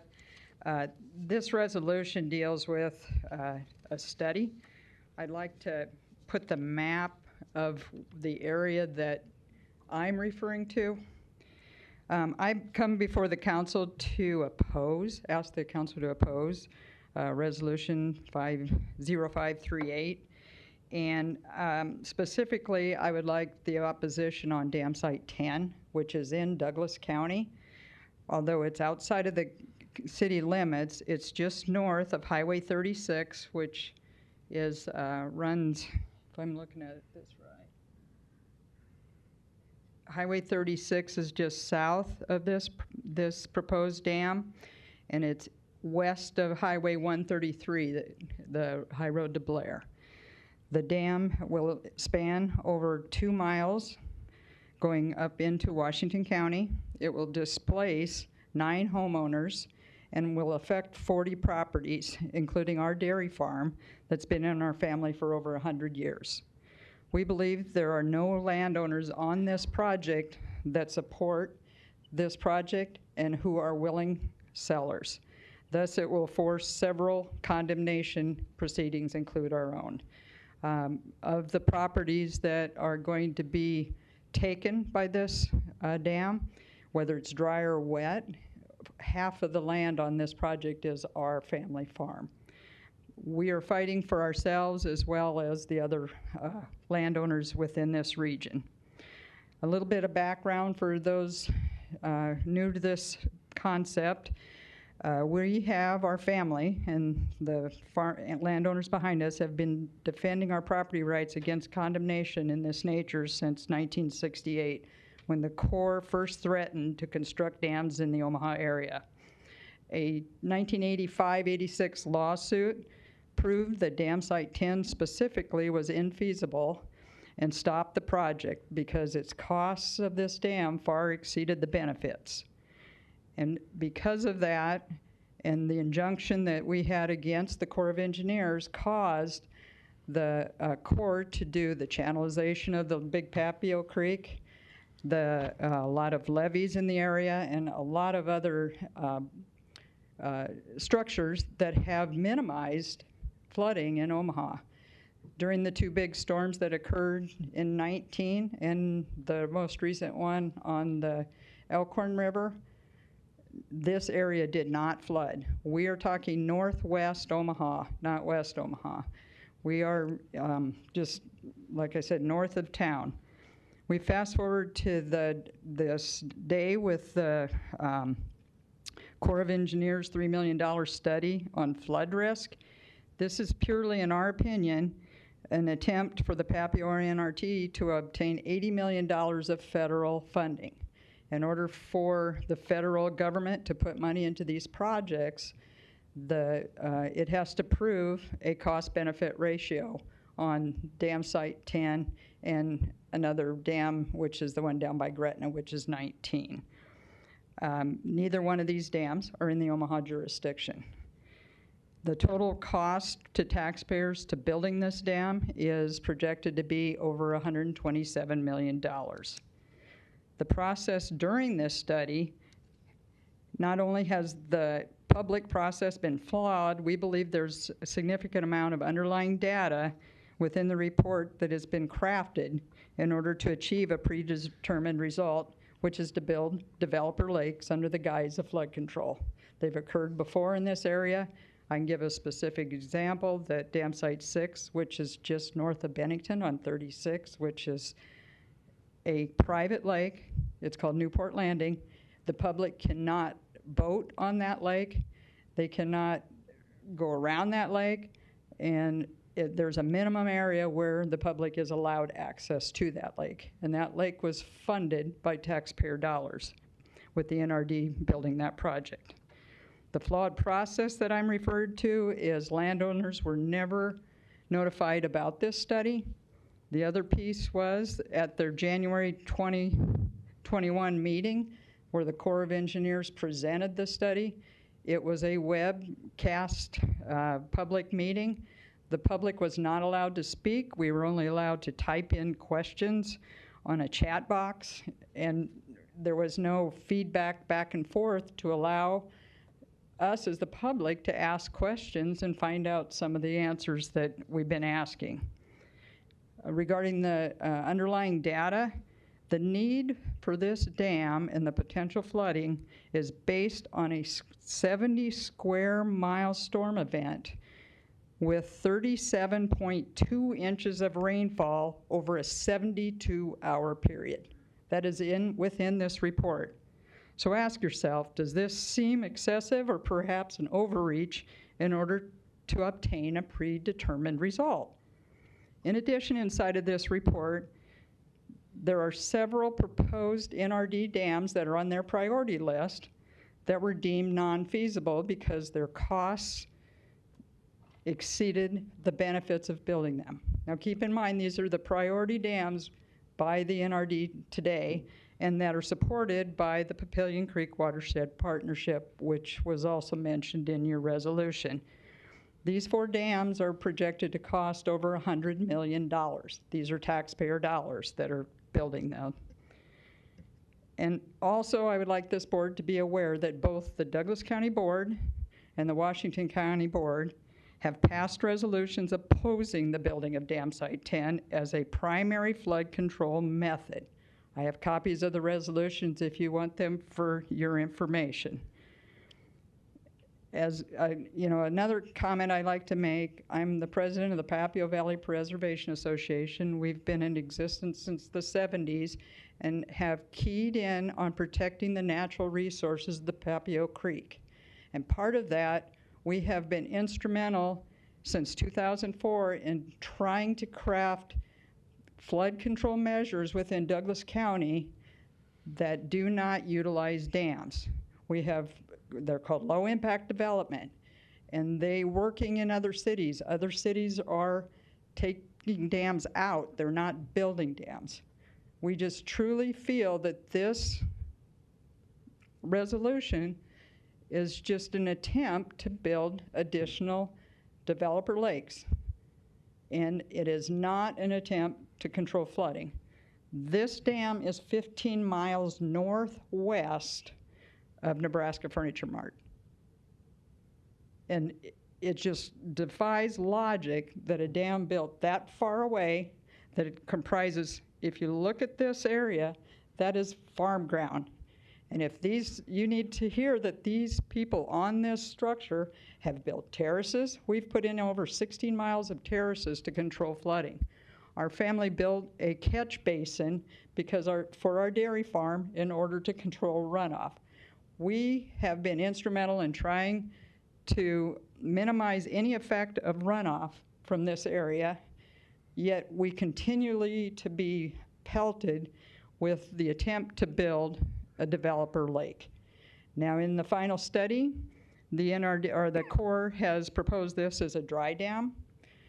A dry dam will also displace the same amount of people, and the farmland that we are allowed to farm on, we cannot get flood insurance because it's considered in an easement area for water. So it impacts farmers by doing this, as well as every property owner within there. And I leave with this that I believe there are 4 to 5 property owners that these people have won Pioneer Awards for their land being in their family for over 100 years. And we value our land. It does not have a price tag. So, you know, we're in it for the long haul. We are not going to go away by a checkbook. But let me tell this board, or this council, we have been trying tirelessly to find alternatives to this dam, and that's where we want to go. You know, approve the study, don't approve the building of Damsite 10. With that, I just ask this board to oppose resolution, or at least, you know, take time to understand it more so than anything. And I am here to say, ask me any questions you want. I've been engaged in this. I've worked with Mr. Kelly down in Lincoln on bills, and we're engaged. We have a 500-member organization, and we're here to stay. Thank you. Thank you. Or anyone else wishing to testify on consent agenda resolutions? Public hearing is closed. Oh, are you going to testify, sir? Come on down. Is anyone else wishing to testify after this gentleman? Raise your hand. Okay, why don't you get in line so we can keep this moving. I'm Larry Cotton. I live at 13645 North 126th Street. I wish Sean would have left that map up here. Please address your remarks to the council, sir. Okay. Is that the way it goes? Yeah, I guess like that. Anyway, I've lived there for 31 years next month, and all the time I've lived there, Thomas Creek is the creek, the main creek there, has never flooded in my 31 years I've been there. In fact, when I first moved there, I accidentally fell in that creek one time, and the water came up to about my waist at that time, and now I could easily wade across it. It's hardly ever over a foot deep in there, day after day. Sean, I think, didn't mention that this area, as far as the Papio water... Sir, stand back. If you have things you wish the council to consider, please approach the clerk. Hand it to the clerk. As far as the this part of the Papio watershed, it only makes up 2%, I think, of the whole area, and it's never been a priority on NRD's list in all the years that I've seen documentations on it. At the review meeting we had in January with the Corps of Engineers, one question I asked was, let's see, this is Pawnee Road, I think, right here. It's the low. it's about the lowest place in this little valley. I said, well, they said none of these roads would be impacted.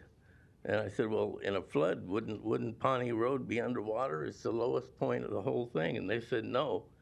Then how can you take 9 properties that set, some of them set 100 feet higher than Pawnee Road at that juncture? So I can't understand why they need to take people's property to begin with, especially for a dry dam. And they point to the Exarban area, the floodplain changing in the Exarban area. And I can't believe that this little area up in North Douglas County is responsible for changing the floodplain at Exarban, to tell you the truth. I guess, and Sean already mentioned that the county boards had voted to oppose this dam. So thank you for your time. Thank you. Next opponent, please.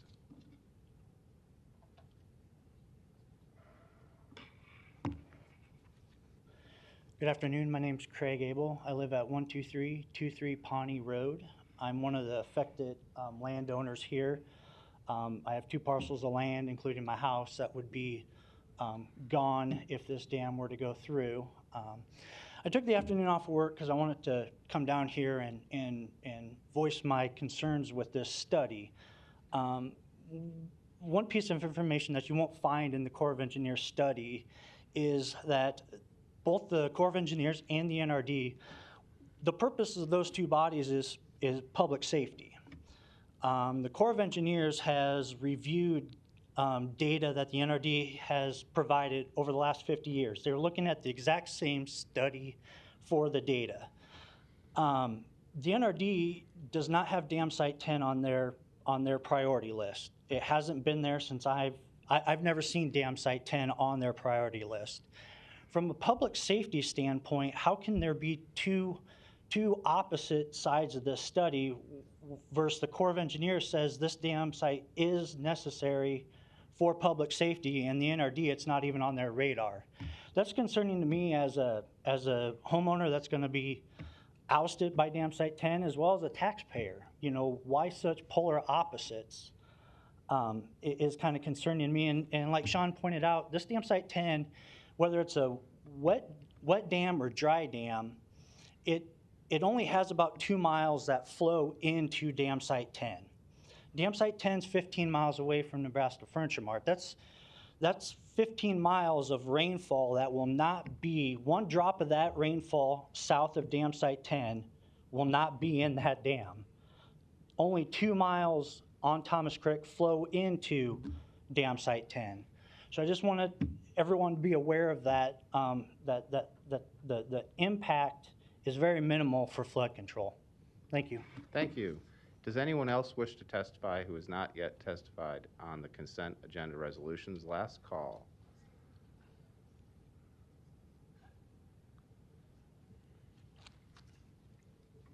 Harry Junker, 12404 Pawnee Road.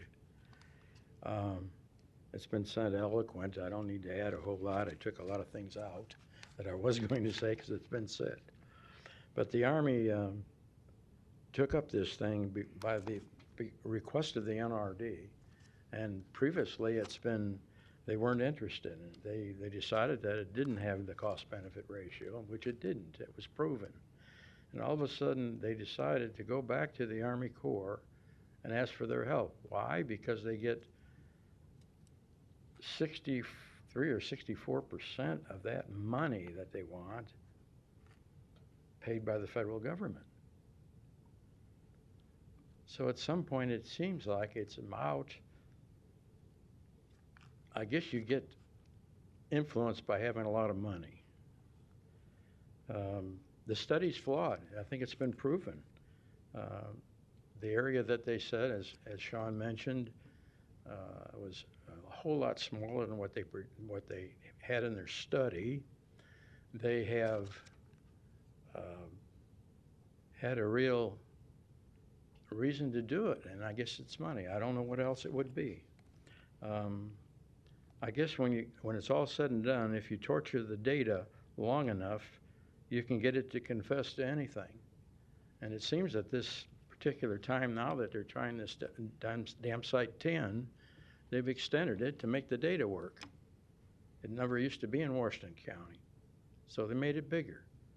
The facts are that if the rain falls above this dam, it has a very, very small chance of doing the damage that they were talking about. I think one of the things that hasn't been addressed is the human cost. You know, I put it to you guys, would you like your place underwater? One of our barns is over 100 years old. There are beams in it from the World Exposition of 1898. We intend to stay there. We do not want money. We want to stay there. We want to give it to our kids. And this is just not necessary. I appeal to you to reject this and not endorse this study. Thank you. Thank you. Is that it? Anyone else?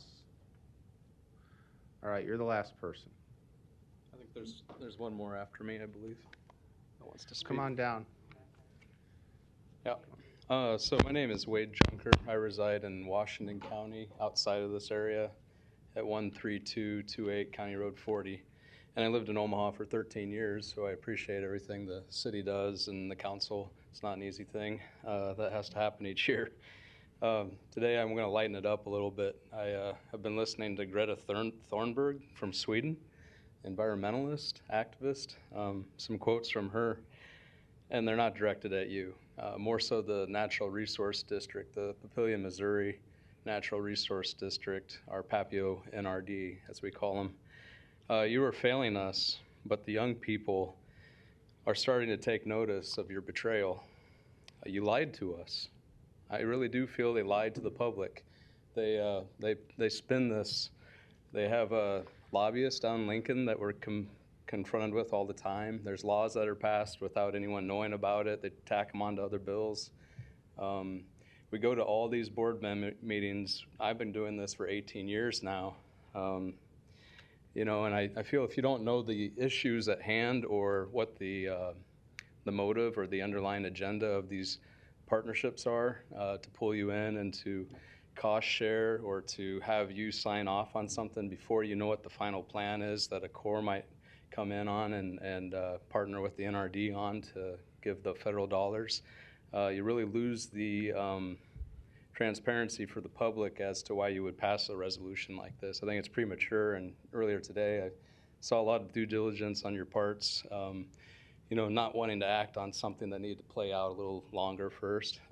When this report, the final version came down was in January, and we had about 20 days to read a 200-plus page report full of hydrology and a lot of lingo that people aren't familiar with. But it's flawed. I mean, there's obviously wording that was lifted from other reports. There's grammar mistakes, different things of those natures. Another quote from her, "The eyes of the future generations are upon you." And I am Harry's son. I'm Wade Junker. Last quote I'll leave you with is I shouldn't be up here. I should be back in school on the other side of the ocean. Well, that's not exactly true, but I did have to take the afternoon off to be here. This talk you've heard about Nebraska Furniture Mart, they actually sent their lawyer, legal counsel to testify in front of the Douglas County Board a couple weeks back, and I took that afternoon off. And their FEMA maps are going to be under review and redrawn. They do this every so often, so this determines where the floodplain actually sits and what areas are affected within or outside of those map lines. And so their whole point was is if you don't do this, then Nebraska Furniture Mart headquarters is going to be forced to relocate. Well, let me tell you, this last year, most of those employees were IT people in their headquarter buildings there anyways. They're working remotely anyhow. And when they built the new electronics building there on the grounds of Nebraska Furniture Mart, it's diagonal. If you look at their map from Google Earth or from the city planning department, the front of that building sits diagonal. And that's to keep it from abutting that flood zone as the FEMA map was drawn when they got special consideration to build that building that way back whenever they built it. So, you know, maps do change, and if they have to carry additional liability or insurance, why is that these Damsite 10 residences their properties. Why is it their burden to bear to protect one entity in the middle of Omaha? If the rain doesn't fall upstream of this dam, it does absolutely no good, and it's only 2% of the watershed. So the cost-benefit ratio is going to be called into question, and there will be an uphill condemnation battle because there's not willing sellers in this area. So that's what I wanted to come to say. If you have any questions, feel free. Thank you. Next. Luis, be ready or you won't get to talk. I'm up here. No, you're not. Come in line. Please proceed. Hello, Omaha City Council. My name is Grant Malotz, 14024 Blair High Road, Omaha, Nebraska, 68142. I want to thank you for your time today to discuss the resolution regarding the core and the NRD Papillion Creek watershed study. This study is being pushed through with underlying data using over-exaggerations that are very easy to be seen by anyone who reads the nearly 2,000-page report. As an accountant, I do what I call smell tests through the client's numbers. For example, if a construction client with gross revenues of $250,000 and $50,000 in automobile expenses, I say that smells funny. When I go to look through the details of what makes up the automobile expense, $40,000 of it was for a new vehicle, which should be capitalized as an asset. If that $45,000 is removed, then the financials are misleading. Therefore, I applied the same smell logic test to this report and came to the same conclusion on the damages. It smells funny.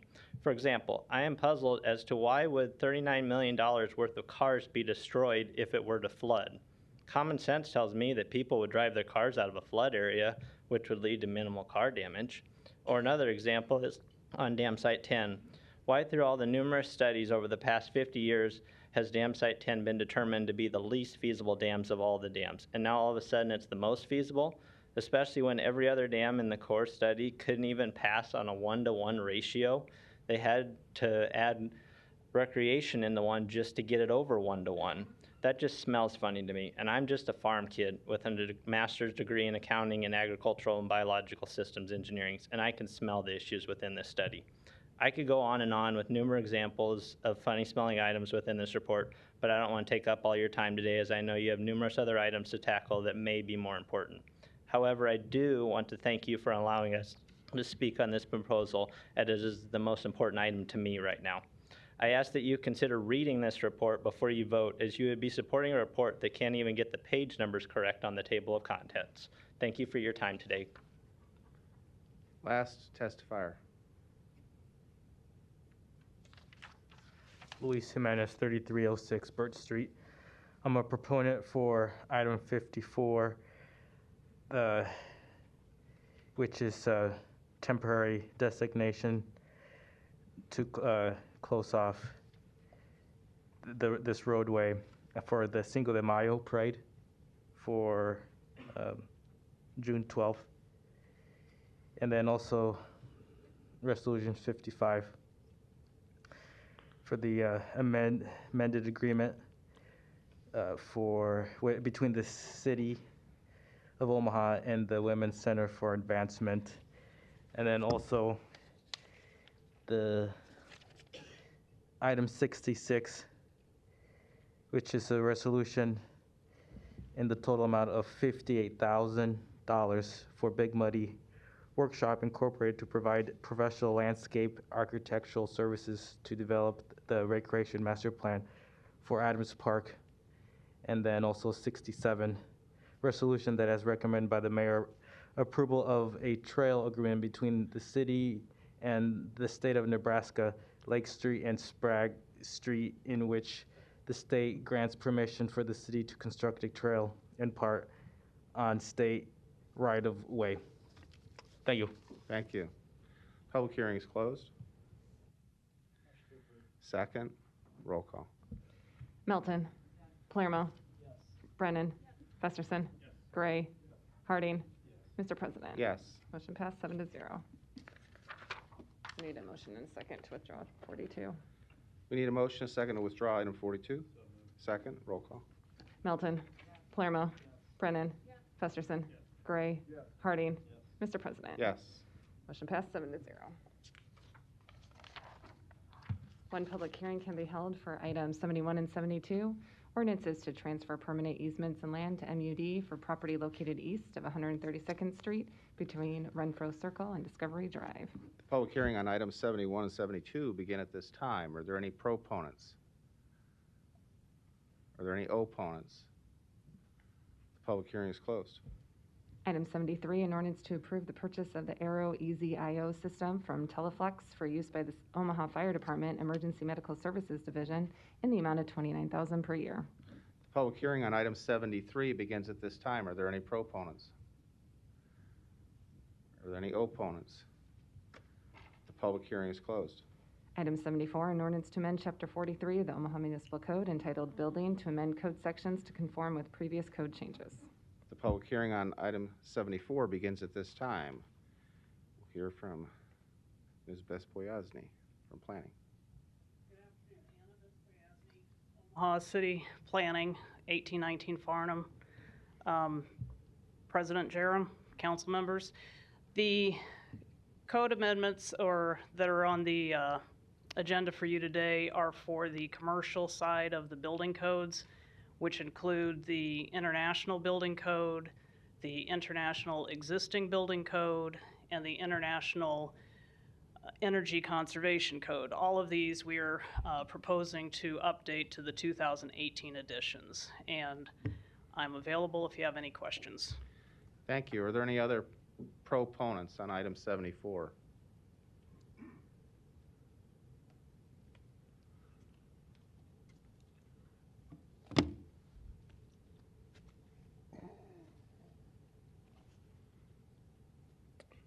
Richard Netley, 16408 Pasadena Circle.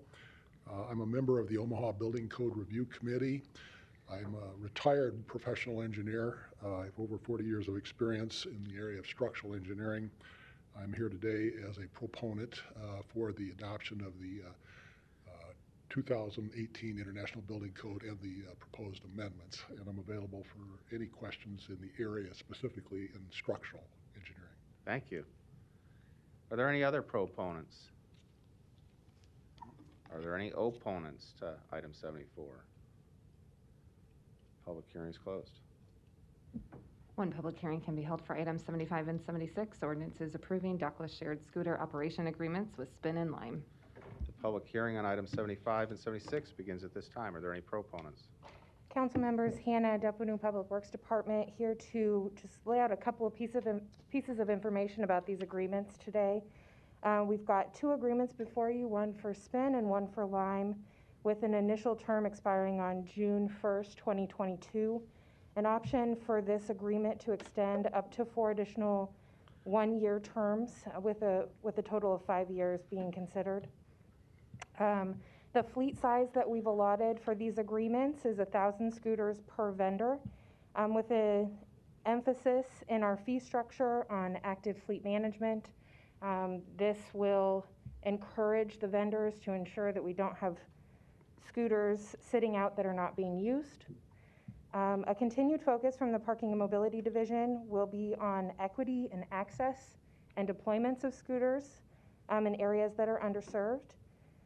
Also, a promotion of micromobility as a transit option for those in our community, and added infrastructure with safety considerations being the prime goal of that, orderly riding and parking of those scooters. Spin and Lime both offer their newest generation of scooter within these agreements, focus on virtual required education and the possibility of in-person education events if the conditions allow in the local community, and an extensive preventative maintenance and cleaning procedure. I'm here for any questions if you have them. Thank you. Are there any other proponents on items 75 and 76? Hello again, Sarah Johnson. This time I am speaking on behalf of the ModeShift Omaha board, and that address is 6400 University Drive South, located in the CEC building on UNO's campus. So I'm speaking specifically in support today of item 75. First of all, we just wanted to thank you all. The concept and conversation around transportation mobility came up a lot during this last election cycle, and we're excited to work with you to make some of those statements reality. So ModeShift strongly supports Spin's application to operate under the upcoming electric shared scooter program. In our discussions about how we might work together if they are selected to operate in Omaha, Spin has demonstrated a strong commitment to safety, equity, and economic development. We believe their partnership approach to designing and deploying micro-mobility programs will serve our community well. We also support their proposal of using the spin hubs to gather and charge the scooters. This will result in less sidewalk clutter that can become an obstacle for folks walking or using mobility devices. We also encourage the thoughtful placement of these hubs. We should not remove vital public space from people, and hubs should only be installed on sidewalks with ample room for both pedestrians and scooters. If there's not enough sidewalk space, we recommend flexibility with car parking spaces by utilizing curb-adjacent street spaces for spin hubs, and perhaps additional bike parking as well. We believe it's time to revisit the conversation about on-street parking for more than just cars. Bike parking, bike share, and scooter hubs should be considered as viable options moving forward, not banned as they currently are. Along those lines, we appreciate Spin's dedication not just to scooters, but to livable spaces, and want to make note of some of their suggestions when it comes to placemaking. Quote, spin hubs are most effective when paired with features that enhance a city's livability. These include placemaking elements like seating, lighting, interactive design, parklets, sheltered waiting areas, local art, and pop-up protected lanes. Over the past year, we've seen, that's end quote. Over the past year, we have seen cities across the globe change the ways they view their streets, from strictly moving cars to places for people. This pilot is a perfect opportunity to take meaningful action. We should now reconfigure portions of our street network to create places where people want to be, where people can move about, dine outdoors, and shop, feeling safe from both the pandemic and that they won't be hit by people in cars. Finally, we've learned a lot from the previous 2 scooter pilot projects. We learned that people on scooters do not feel safe in the street, and as a natural consequence, choose to ride on the sidewalks. We also know that people on scooters make pedestrians feel uncomfortable when sharing the sidewalk. People will always make rational decisions to stay safe, even if it technically breaks a law. So reactionary fines won't address the issue of sidewalk riders. Design should be prioritized over enforcement in most cases, and this is certainly one of them.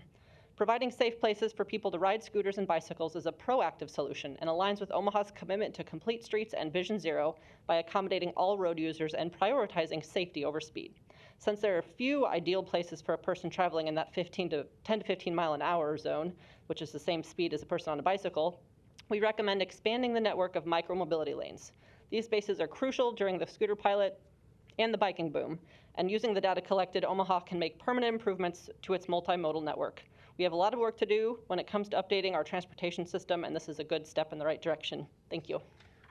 Are there any other proponents?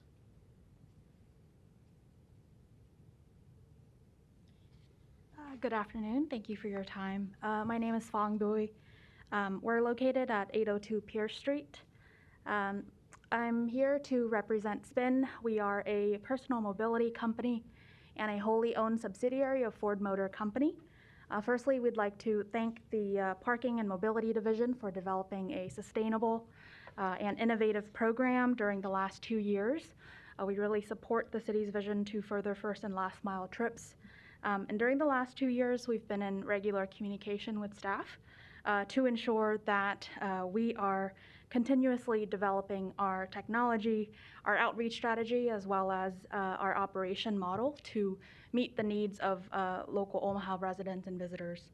And we're humbled to be selected for a 3rd year in a row, and we look forward to partnering with you all on shared goals around safety, innovation, equity, infrastructure, multimodality, and equity.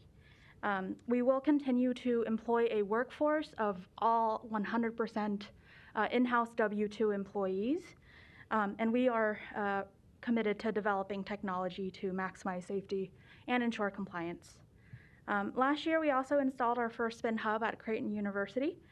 We've been working diligently with the Department of Public Works, Planning, and Law to deploy more Spin Hubs in Omaha.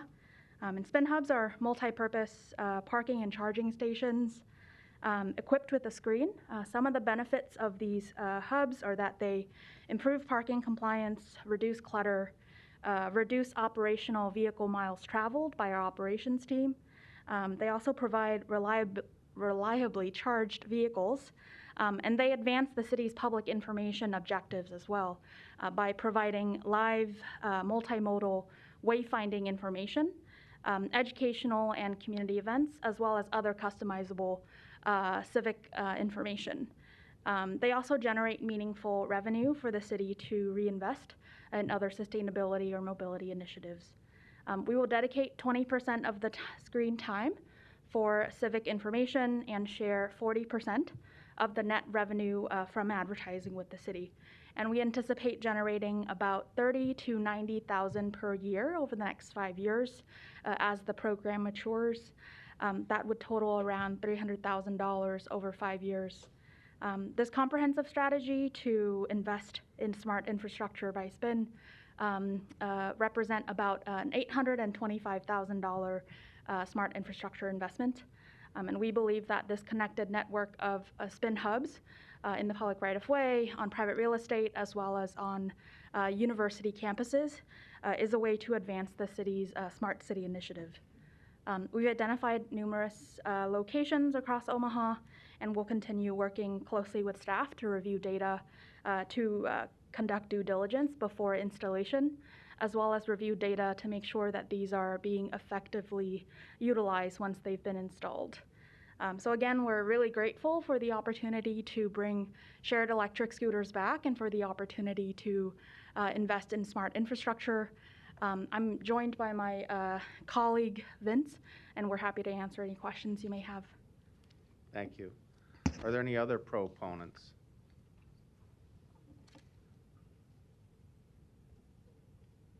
You must be Vince. I am. Good afternoon. My name is Vince Rextalis. I'm the local operations manager here in Omaha for SPIN. We are located at 802 Pierce Street here in Omaha. I've been leading SPIN's local operations since 2019. I'm a longtime Nebraska resident and have raised my family here. Consider the Omaha Metro to be my home.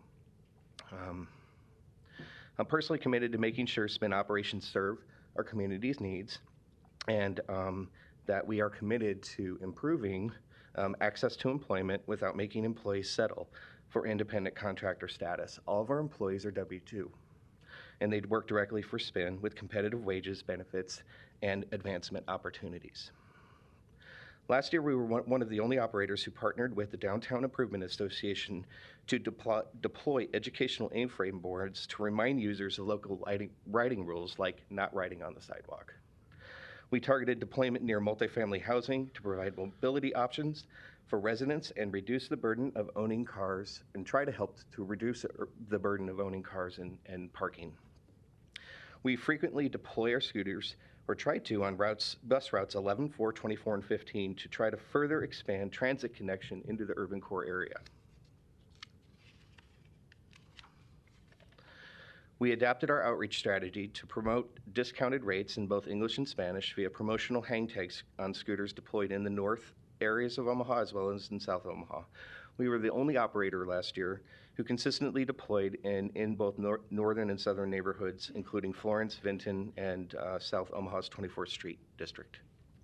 We also provided free trips to get folks to the polls in November, and we also improved our response time by 50% by implementing a local text line that provides direct communication with our warehouse team. With the opportunity to return to Omaha for a third year in a row, my team of experienced specialists will continue to scale responsibly and work collaboratively with the city and local organizations like Heartland B-Cycle, the Greater Chamber, Mode Shift Omaha, the Downtown Improvement Association, Green Omaha Coalition, the Heartland Workforce Solutions, and the Nebraska Urban League. And as Fong said, I really appreciate and thank you guys for the opportunity to bring back shared electric scooters to serve our residents and visitors in the Omaha area. Thank you. Thank you. Are there any other proponents? We have a proponent registered by Zune, is Benny Foltz and Learon Foley from Lime. Hi, good afternoon, Council.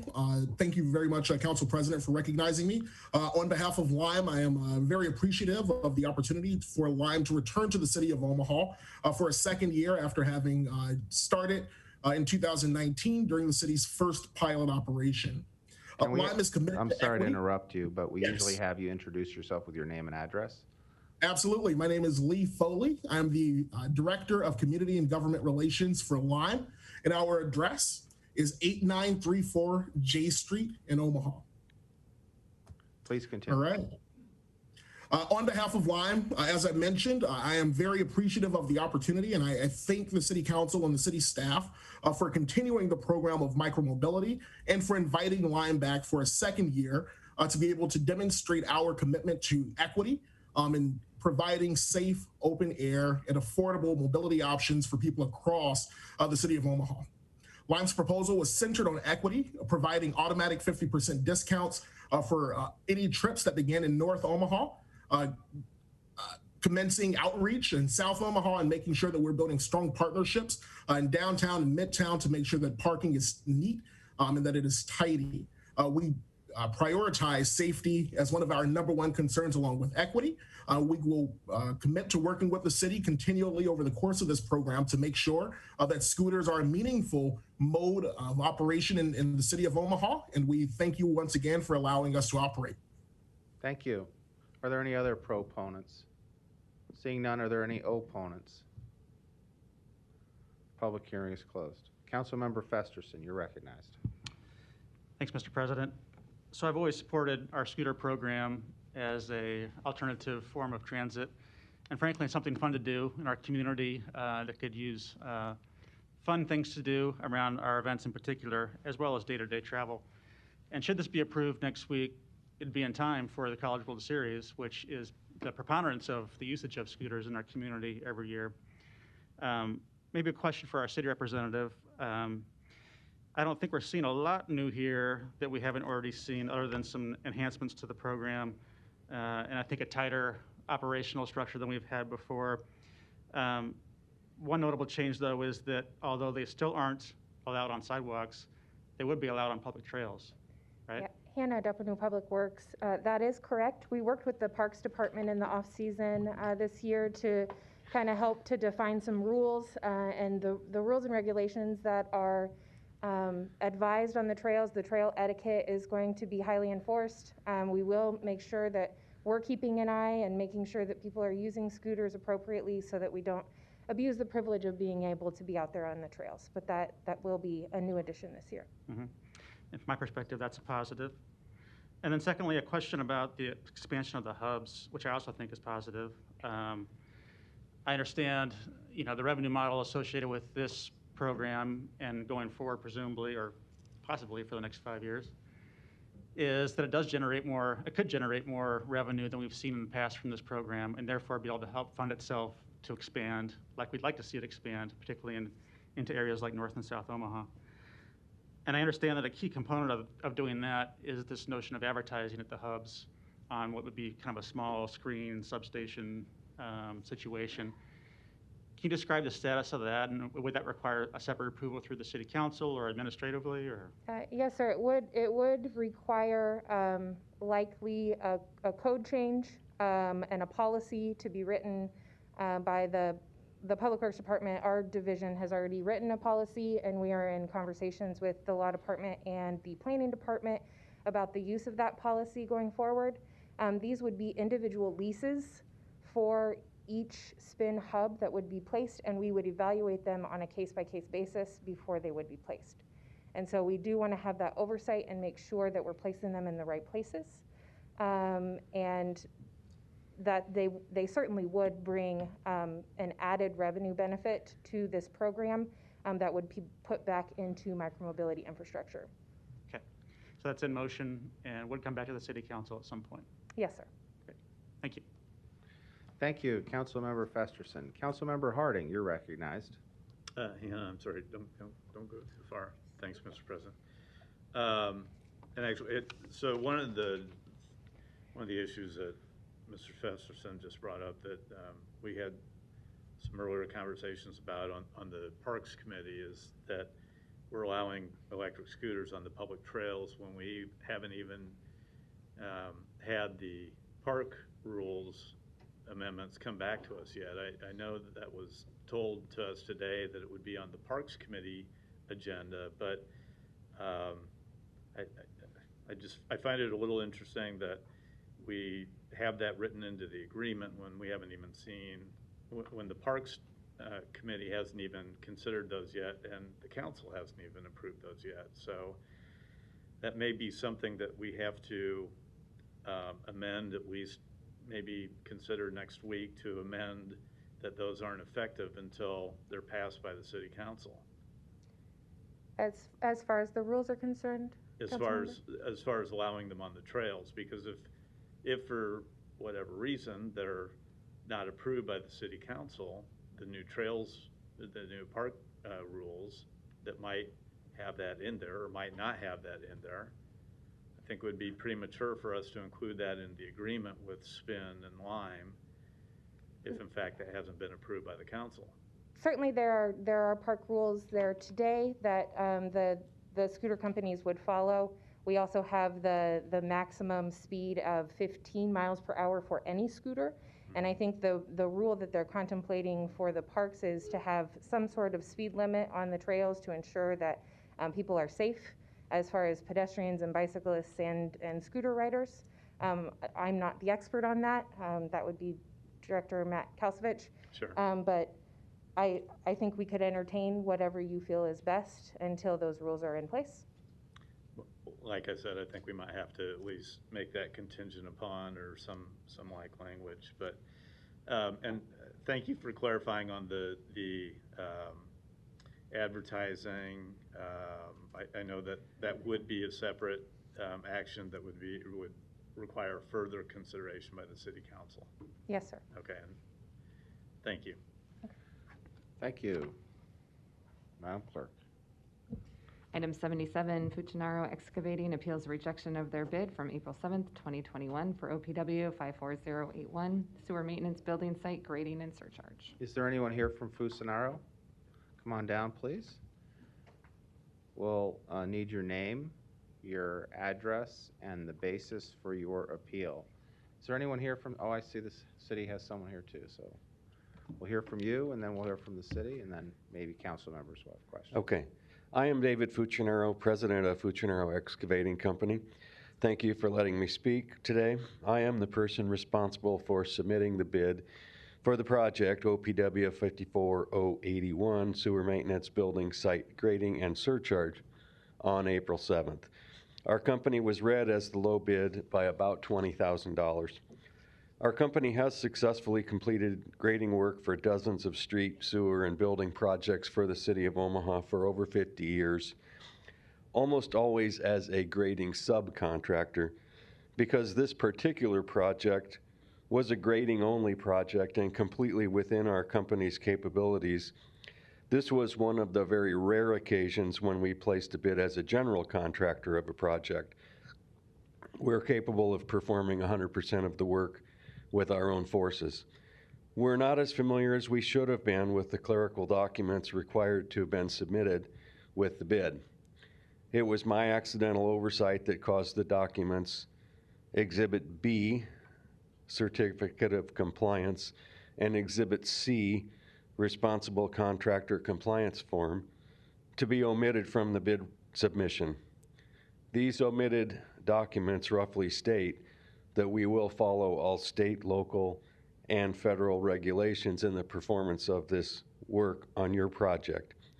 I received notice of our non-compliance with the required submittal of the documents on April 26th. I immediately followed the suggested appeal procedure by emailing the city clerk, the public works director, and the contract administrator to provide those missing documents and to appeal the rejection of our bid.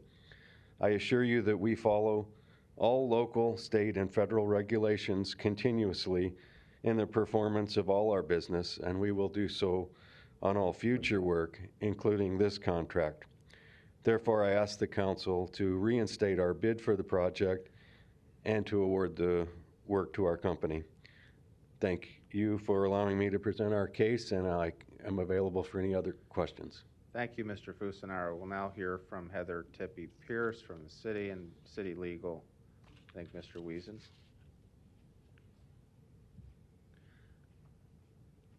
Heather will present the city side of the position, and Mr. Wiesen will present the legal side. Heather Tippy Pierce, Public Works. As Mr. Fuchinaro stated, at the time of bid, there were 2 documents missing that were listed as required documents. The first, that he mentioned, the Exhibit B, is required by specification, If that had been the only thing missing, we probably wouldn't be here today. We have the flexibility to request additional documentation on anything that is required by specification. However, the actual reason why we're here today is the missing RC1 form. This is a form that is required by the Omaha Municipal Code, and the code gives us very little flexibility. It very strictly says that the form must be completed and submitted with the bid, or the bid is considered non-responsive, and that was the basis of the city's rejection of this document. In keeping with precedents and in keeping with the Omaha Municipal Code, therefore, the department recommends that this appeal be denied, and we move forward with the next compliant bidder. And when we move to electronic bidding system, a mistake like this would be prevented, because the system we intend to have will not allow you to hit submit and upload it unless and until you have hit all the required information, right? It is our intention in the setup of such a system, and we are working with the Douglas County Purchasing Office as our joint purchasing agent to get such a system set up, and that this, along with a few other code required forms, would be absolutely kind of the stop. If they're not uploaded, then same with bid security, for example. If the required bid security documentation was not uploaded, the bid itself would not be allowed to be submitted. So it would ideally catch mistakes like this. Thank you. Mr. Wiesen, let's hear from the Law Department on your recommendation and the reason why. Brian Wiesen, Assistant City Attorney.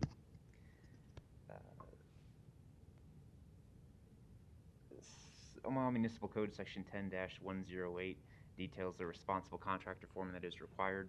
In relevant part, it states that all bidders seeking to contract with the city must complete a responsible contract form and submit it with bid documents at the time of the bid opening. It does not allow the RC1 form to be submitted at a later date. Further, it says failure to submit the responsible contractor form at the time of the bid opening will result in the bid being rejected. Based upon this section of the Omaha Municipal Code, it would be our recommendation that the appeal be denied. And if the compliant bidders who submitted the form with their bid, even though more expensive, were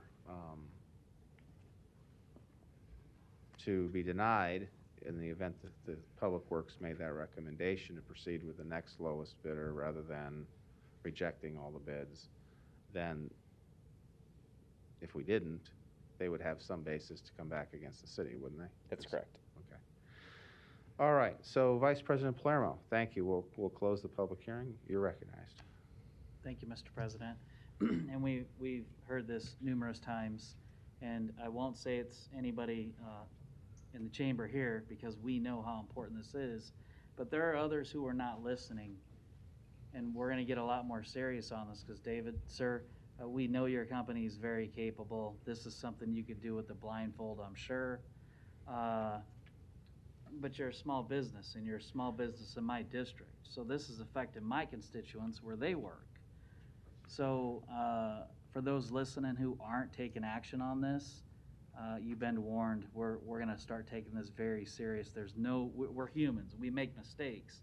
But electronic bidding will take that human error out, and the city will save money. So whoever's listening out there who's dragging their feet, you've been warned. We're going to change this. Thank you, Mr. President. Thank you. What's the pleasure of the council? Roll call. Melton. Yes. Palermo. Yes. Brennan. Yes. Festerson. Yes. Gray. Yes. Harding. Yes. Mr. President. Yes. Motion passed 7-0. Non-action items, items 78 through 95, do not require public hearing or city council consideration at this meeting, but will be placed on a future agenda for public hearing and vote. The reason for non-action is noted after the item on the agenda, as well as the date the item is expected to appear on agenda for consideration. Roll call. Melton. Yes. Palermo. Yes. Brennan. Yes. Festerson. Yes. Gray. Yes. Harding. Yes. Mr. President. Yes. Motion passed 7-0. Meeting is adjourned at 5:53.